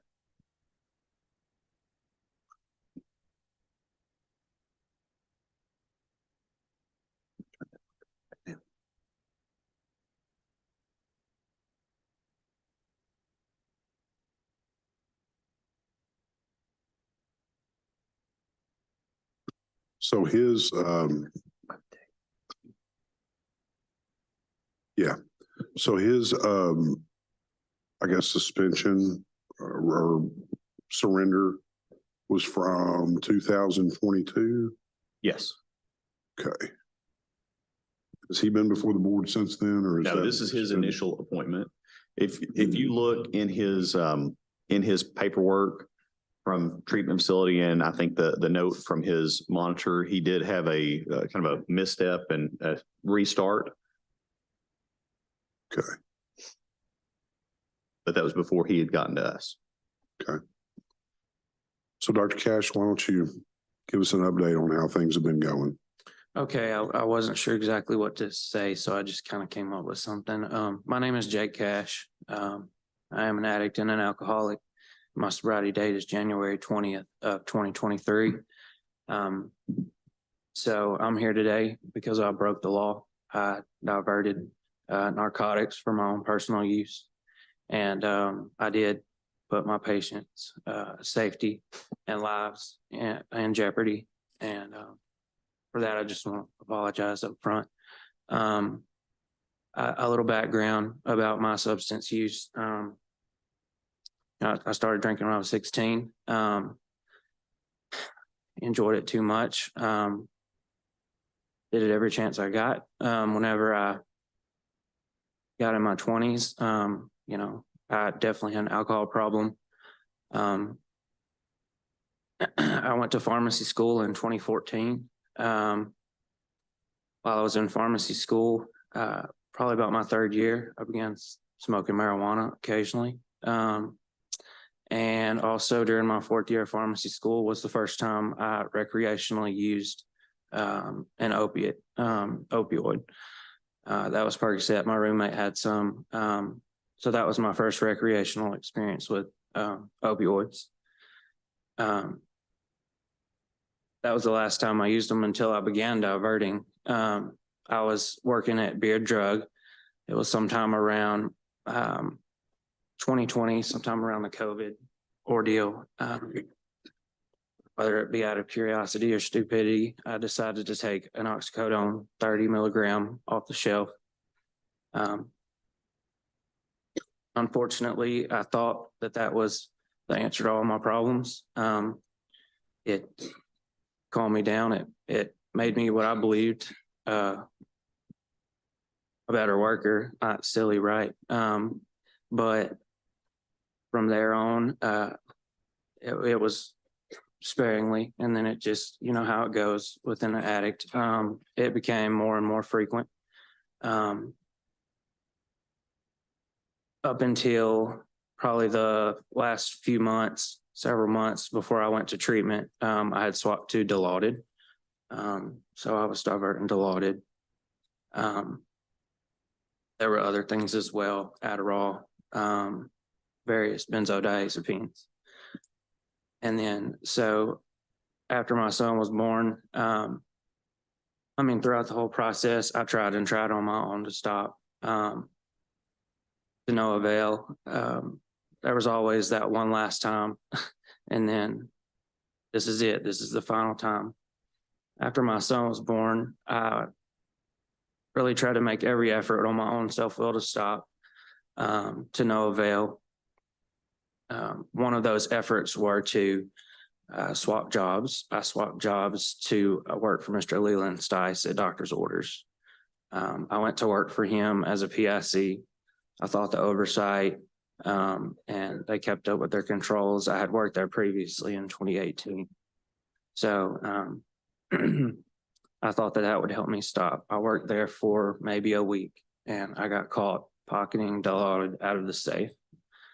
I surrendered my license and I went to Palmetto the first time on October 2nd. I went to Palmetto. I did 93 days there. I tried to do my best at the rehab thing. It was characterized by a lot of compliance and not a whole lot of surrender. I just didn't figure it out that time. I went sober living in January. Not 2 weeks after that. I was trying to live my life on my own self-will. I wasn't contacting my sponsor like I was supposed to be. I wasn't praying to my higher power like I was supposed to be. It left no mental defense. And I gave into the temptation of a gas station drug called Kratom. I'm sure you guys are familiar. It hits opiate receptors. So I did that. I went back to Palmetto at the end of January of 23. I went to Palmetto for 45 days. Something about going to Palmetto for 93 days and relapsing, if you want to call it a relapse. I wasn't working a program, and losing just about everything I had made me want to actually do the thing. I started following suggestions. I started listening to people that knew better than me. I got a really good counselor that time.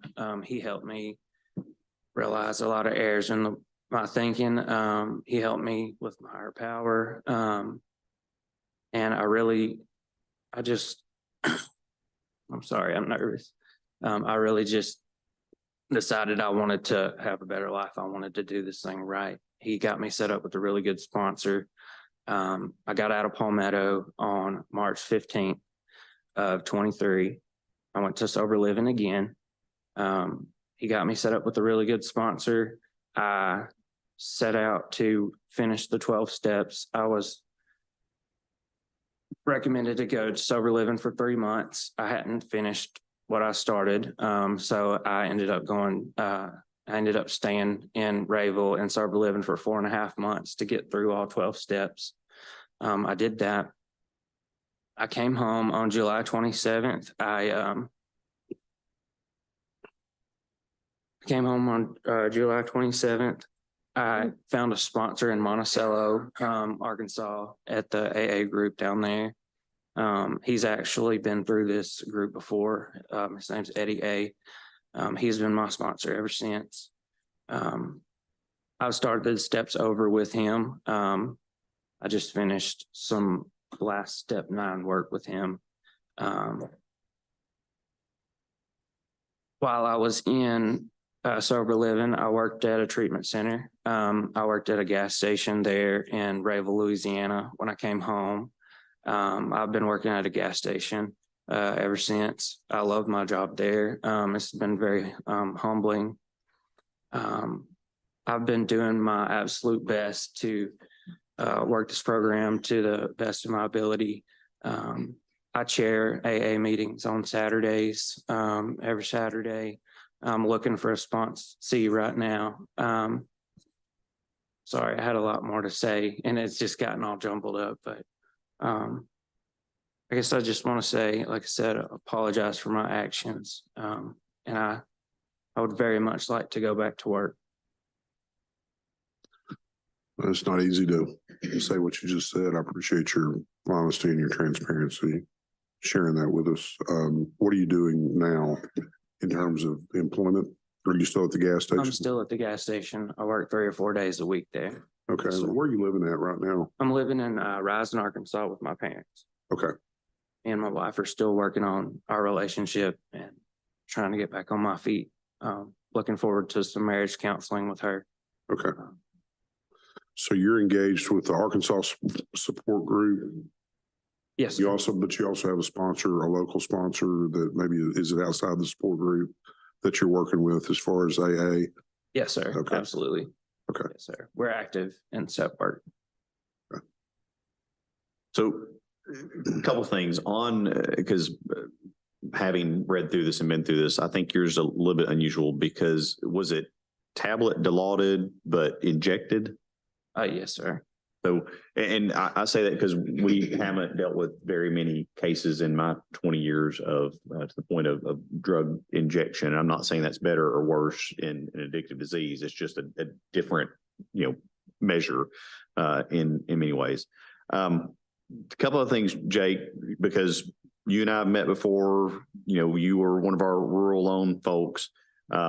Which I'm not angry about it, but it's a little, disappointing or surprising when I saw you and and realized that you were abusing drugs when you were asking us for support in that, which we gave. And then when you were doing your work to meet the criteria to have that loan forgiven, to become a scholarship, you were an impaired pharmacist. You weren't, of sound mind and actually putting patients at risk. What are your thoughts about that?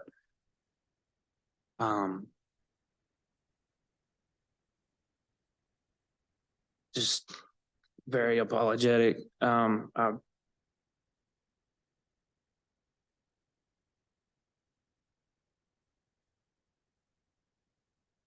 You were working at Beard. How long did you work at Beard? I worked at Beard's from 2018 to the time. So 3.5 years. September of 2022. Okay. How much money did you get in the rural loan program? 10,000, I believe. Between the 2 years? Or just do 1 year? I think I did 2 years. Okay. I think it might have been 5,000 each year. Yeah. And that could be, that's old enough. I'd have to go back and check. Yes, sir. Yeah, I understand. I took advantage of that situation. I do apologize for that. What is he requesting? How much? So in these interactions with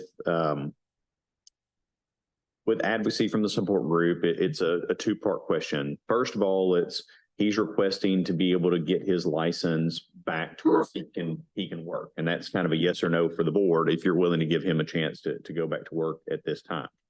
If that answer is yes, then we start talking about under what criteria. With some of the issues that we have faced in the office, we've actually done some rewrite to propose consent orders that we have put in here that you guys can look at just to help clarify some stuff that apparently we've had some confusion over in the past. We did not think it was confusing, but apparently some people do. When you make that decision, if the first question is yes, then you have to determine, for what length of time you want monitoring for the person. Where do we normally start out, John? If the least amount that we ever do is 5 years, generally, if there has been some sort of a trip up in the process, it's a minimum of 10. And then we've had. No, I'm sorry. I meant like hours at work for a week. It would be 20. It starts out. It would generally start out with approval for 20 hours that's supervised. Supervised. It's supervised, meaning it helps protect. In many ways, it helps protect, say Jake, that he's not by himself on the job day number one, like many of us were when we, went to school and go, hey, you're our new pharmacist. Here's how the system works. Here's your login. I'll see you in a few hours. Like, that's a terrible situation. Well, and so minimum that he could get, or maximum, whatever. I'm just saying, starting out at 20 hours supervised. When was the last time that, was it 2 years ago, 3 years ago that you? It was 2022, October of 22 was the last time he worked in a pharmacy. So it's been a year and a half. Have we gotten anything from Turner or anybody one way or the other? We've got the dashboard information, which is what we generally get from them. And if you look on there as well, not the first one, the second one that says dashboard, you can see there is a message from his monitor in the support group. It's on page. Gotcha. I didn't see that before, but thank you.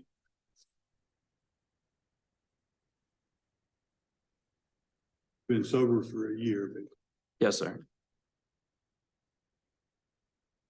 I do appreciate, Jake basically saying, Kratom or Kratom or however you want to pronounce it, it is in many ways a gas station, head shop, smoke shop, natural product is the way some people would say it. It's a controlled substance in Arkansas. It was not, at least at that time in Louisiana.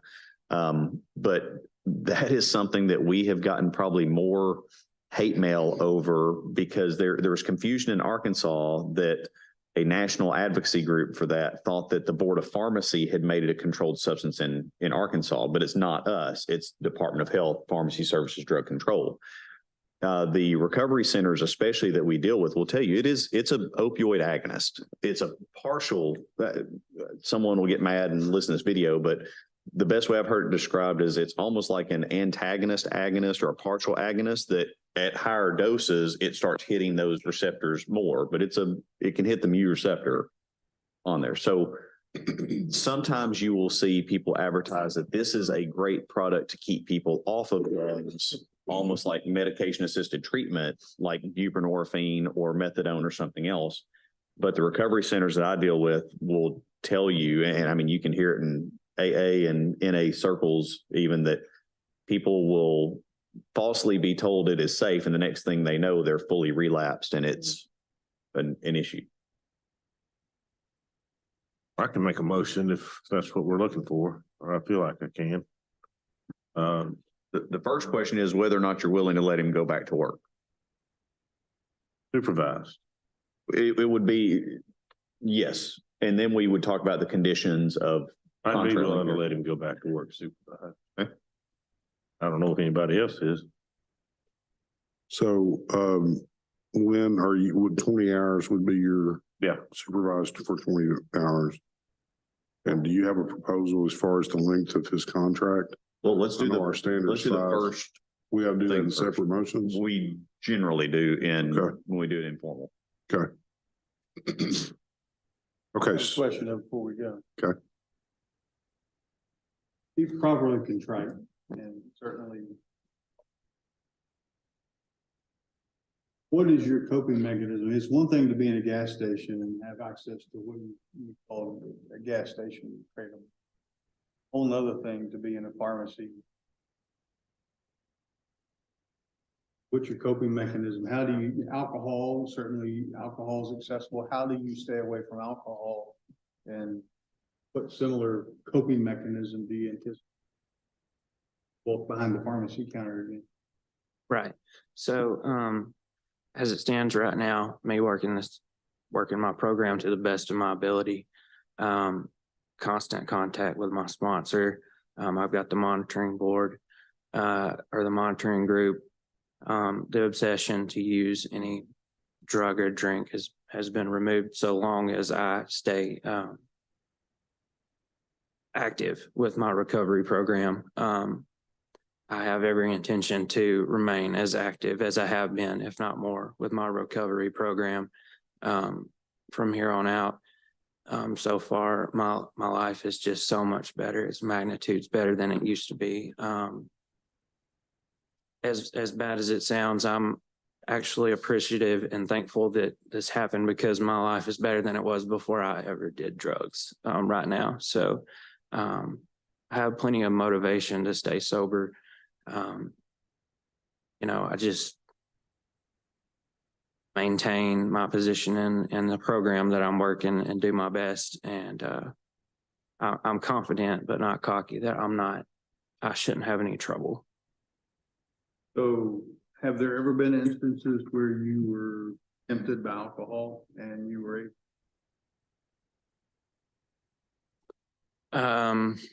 I mean, working in gas stations, being around it, selling it all the time.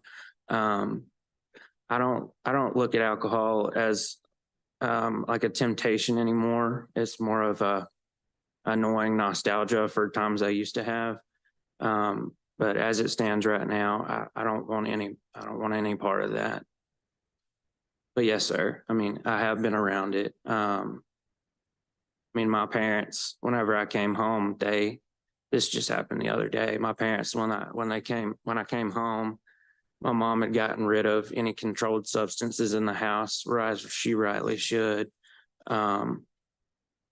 I did notice where she had missed one. They went on vacation a couple of weeks ago. I did notice where she had missed one. I was getting some Pepsi out of the cabinet. I called my sponsor. I said, what do I do with this? He said, flush it. And so I called my mom and I was like, look, you left this. I know y'all don't use it anymore. I'm going to get rid of it. And I did, I'm just done with all that. I enjoy my life too much now to go back to all that. So what are you doing in your spare time? What do you do for fun? For the most part, I spend time with my 2-year-old. I don't have a whole lot of spare time between work and my program, but mostly I just spend time with him. I've been watching Game of Thrones lately. I did some volunteer work back in December. I rang the bell for the Salvation Army. I've worked some food banks. I just try to enjoy life, a much simpler life than I used to live. Are you getting outside doing anything? Yes, ma'am. Me and my mom, we walk on the highway. I fish whenever the weather permits with my father. Yeah, I enjoy all that, hunting and fishing. Okay, Yes, ma'am. thank you. Have you talked to any employers or got anybody that you would potentially go work with? Yes, sir. Mr. Leland Stice at Doctor's Orders is willing to hire me back on. I spoke with him this morning. He was intending to be here for support, but I think he had some prior engagements, but he texted me and wished me good luck, and he's looking forward to hearing from me. Hopefully good news.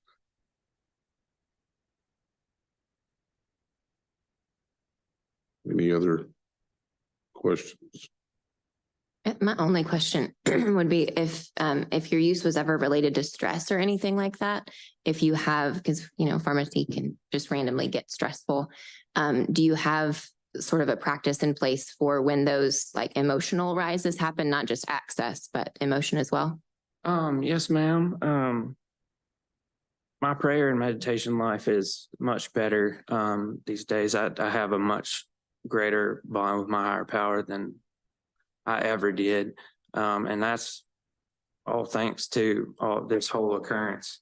I used to think that stress and, job pharmacy stress is what caused me to, drink and use. That's not exactly the case. It was all a me problem, my need to control things, my need to try to be a perfectionist.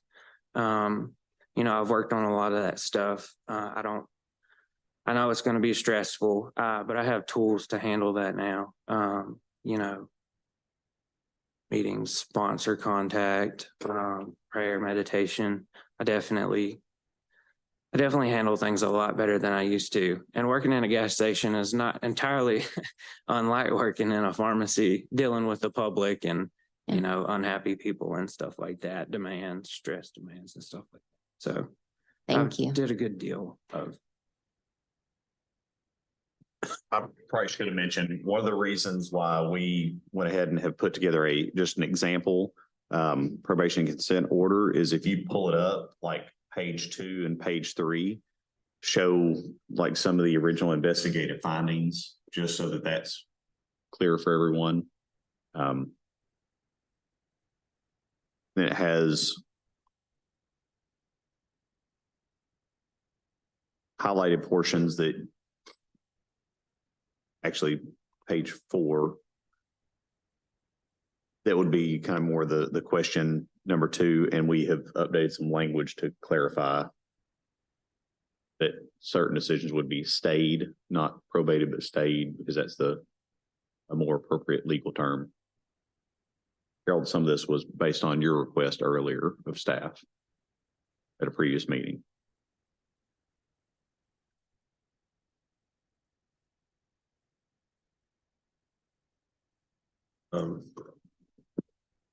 You need a motion? There's still a motion on the floor. Good. To allow him to go back to work supervised for 20 hours a week. So, No second. no second No yet. second. So, that's my next point of order is, do we have a second on that motion?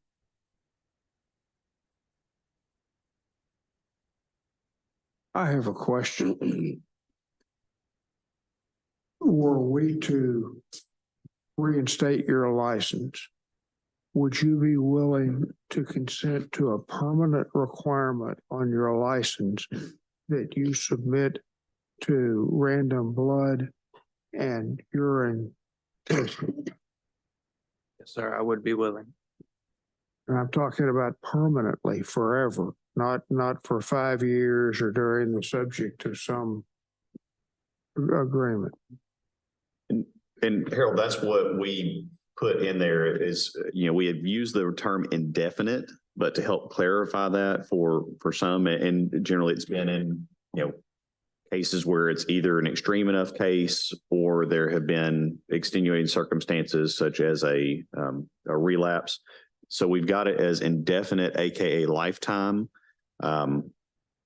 because it's the lifetime of the pharmacist license. And then we, at the very end, put in a note, is further noted that if the pharmacist wishes to surrender their pharmacy license and their ability to practice pharmacy in the state of Arkansas, they're welcome to do so, which will end their indefinite lifetime order with the Board of Pharmacy and their monitoring contract with the support group.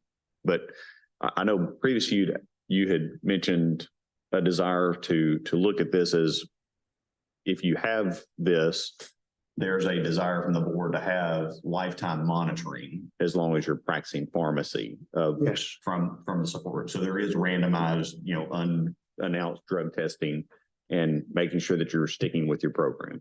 Yeah, it's just been my experience that while there are a lot of things that are good, like a support program and so forth, the ultimate backstop for us is the random testing and the absolute certainty on the professional's part that if he's caught, it's all over. So that's what my concern was. And Jake is not in a completely unique position in that he is still within the time frame that prosecutors, either state or federally, could file charges on him. We have had a couple of folks that even asked for a lifetime because that was an agreement they made with prosecutors. I don't think any prosecutors have even pulled this or anything to my knowledge. Well, and from your standpoint, I spent a lot of my career representing healthcare practitioners that had drug or alcohol problems. And a lot of them have told me that requirement, when it came down to push came to shove with whether they were going to take up drinking or drugs again, that the knowledge of the risk they were taking of being caught and the sure and certain things that would flow from being caught were what kept them from doing it. That's why I'm concerned about that. Yes, sir. I would be willing.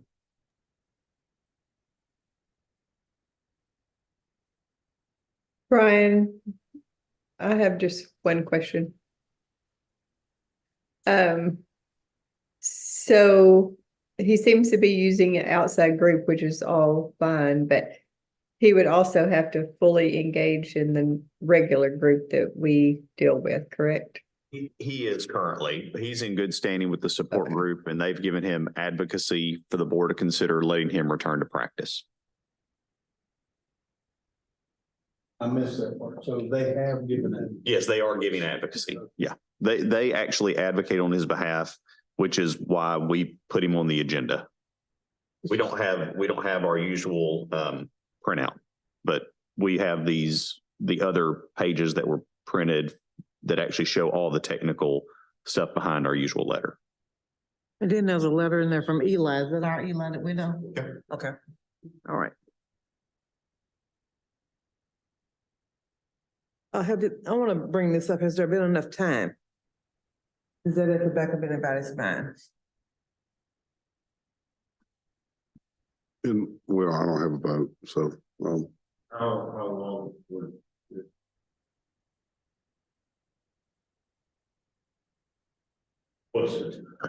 What's the time you think we should allow? You've been out since what, January of last year? October of 22. When I got the call from his employer, I was actually at the executive officer forum, as I recall. Okay. And I mean, that happened very quickly with his new employer. Like, it was a matter of a couple of days, like the first week on the job. So we can laugh about this now, but I called Jake, and after I heard, I was like, "Hey man, what's going on?" It's like, "Nothing. It's a normal day at work." I was like, "Well, buddy, that's not what I'm hearing right now. He goes, well, we've got a problem. I was like, yeah. So, but that's been, I don't know, 15 months now. 15 months, okay. The sobriety date, that means that's the last day that you did not use. Yes, sir. The day before January 20th of 2023 was the last time I did the kratom. So that's more of a year. Yeah, so, and help explain that. I mean, you had 100 days of sobriety and then the kratom hit. And so Jake is being forthright in that he's saying, well, you know, he recognizes, just like Palmetto, that reset that clock for him. Yes, sir. Well, the thing that has more impression on me is not so much the time as it is if Turner and the support group has advocacy, then they have a better handle on this than I do. The time is arbitrary, but absent a Turner advocating, maybe a year wouldn't be enough, but with their advocacy, I would tend to defer to their. And you did Palmetto twice? Yes, ma'am. Okay. They have a relapse track there. It's not completely unique, but it's an intensive 45-day session instead of the full 90. But even with it, it's 45 days if you meet the criteria. And if you don't meet their criteria, they will extend. Absolutely. So. Okay, with that said, I'll go ahead and second that motion. Okay, so the motion we have on the floor that now has a first and a second is that we allow Dr. Cash to go back into practice up to a maximum of 20 hours per week supervised. Any further discussion or questions before I call for a vote? The monitoring, Mr. Simpson mentioned. We usually do first motion, and first motion is pending a final decision on what monitoring, oversight, and everything else you want as part of the overall probation consent order. So it's, are you willing to let him go back to work is often the first question. And then under what circumstances, which would include how many hours, probation or not, how long monitoring, and the probationary consent order itself. Okay, so that was clear as mud. I apologize. Do you, so Lynn, do you want to modify your motion just to whether we're going to allow him to go back to work? And then we let this young man go back to work. Thank you so much. All right. That's cleaner. Yeah. All right. Do we have a second? I second it. Okay. All those in favor, please signify by saying aye. Aye. Aye. So second decision is. Now I have another motion. Okay. And that motion is that he's allowed to go back to work a maximum of 20 hours a week supervised. We also have to make a motion unless we need a third motion around the length of the contract. The length of the contract and the probationary consent order. Okay. That's separate though, right? No, it's usually the Okay. probationary consent order. If you pull it up, it outlines that it is initially for 20 hours a week supervised, and it gives the support group and the executive director and like basically the informal conference the ability to advance additional hours. So give me a for instance, please. So if you pull up the probationary consent order, do you have it up? Yes. So, I think so. the way we have laid that out, it outlays that this is a probationary consent order. It's offering to the pharmacist if they want to agree to it. It basically waives any further procedural steps or appeal rights in that, which has always been there. Mm-hmm. You go down and we have expanded and included more details into the original investigative findings. Because when we go back to these records, at times we have been briefer, which is being nicer versus being more specific. So we're being a little bit more specific in that. You get down to the conclusions of law, and it basically tells you that those things basically disqualify the person from being able to work absent this order. When you get to the order on page 4, the first part that's highlighted under order is after some of the discussions with Mr. Simpson and some of our informals, We're writing these where they're termed like this unless the board makes some motion to decrease that amount of time. Now, line number 2 or point number 2 is generally there is supervised probation, which is that the license would be indicated as on probation during the first 5 years of practice. During that time of probation, they also would do community service of 20 hours per year. And get down to point number 4, and it's basically saying that the suspension, this is still a suspended license, but it's staying that suspension, which you know, Mr. Simpson, I think like that term better, because if we say you're on probation, but the suspension is probated, we apparently have people that can't separate that those are two separate things.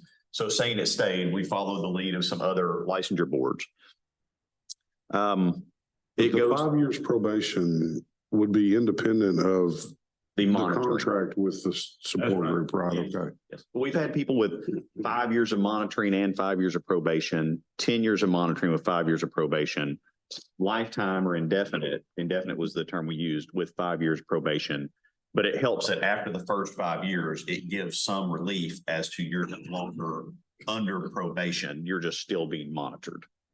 The supervised probation means you can't work independent.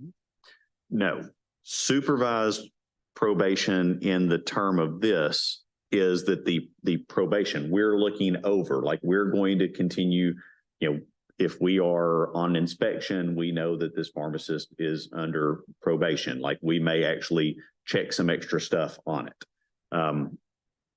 Do what? And it's listed in our database that way. It's one of the check boxes that we have is. It's the probation that's being supervised, not. Yes, Okay. yes. The work, and it is down. Number 9, is that right? No. Let's see. D. 8D. Okay, 8D. May return the price of pharmacy at a board approved location, because we, if he's looking for a place to work and he calls me and goes, hey, I'm looking at going to work at such and such, and I know there's a major investigation or controlled substance losses, or it's not a Class A pharmacy, I'm gonna be like, man, you can't work there. Like, we're not going to put you in a situation, just like we wouldn't put students in a situation with a pharmacy that wouldn't meet Class A criteria for students. But no more than 20 hours per week. And then it has this clause, the board executive director and or the impairment committee, which we use our informal committee, are authorized to modify the maximum number of hours of practice per week and the conditions of supervision upon the recommendation of mental health professional support group. So like Dr. Roberts, who was here a while ago, he had been under the 20 hours per week supervised, and he was here today with advocacy asking for modification, and he was approved to work 32 hours a week, and he no longer has to work with another pharmacist. So in our motion here, do we need to outline all of that? You could, if you like everything that's in this, you could make a motion to adopt this probationary consent order to offer it to Dr. Cash. And then he would have the opportunity to say whether or not he would agree to all these conditions and enter into it with the board. I'll make a motion that we do that. And I'll second it. Okay, so we have a motion and a second to adopt the consent order as provided by the board in our packet. Any further discussion or questions before we take a vote? And I would clarify, it's offering it to him if he wants to enter this agreement. If not, he could basically appeal to the board and come ask for something different before he enters this. Once he enters it, he waives all other procedural potential steps. Okay, is that clear? All right, so all those in favor of the motion, please signify by saying aye. Aye. Aye. Any opposed? Can we restate that to kind of make that clear to him of what that, So all those requirements? we have one printed. Okay. That we could go ahead and give him. And Jake, if you want to sit down and read this for a little bit, the board's about to take a break anyway, but I can sit here and go over with you, show you every piece of it. And if you have any questions, I'm sure we could get back in front of the board after lunch. That'd be fine. Do you have any questions on clarification? Because I know you haven't seen this yet. I've been trying to follow. Yeah. I'm just thankful you guys are willing to let me go back. I'm willing to. And I'll brag on Jake for a second that I know that when you were doing your amends, I know you had reached out to Dr. Stice, which he mentioned to me. He said, hey, just letting you know, Jake's making amends, and he, came and basically made it right with me. And I know several people from the support group that have noted that in your case, they felt like you had even an unusual level of refreshing honesty and I guess recognition of everything that had happened and surrender to the program after, had a hiccup, but got there.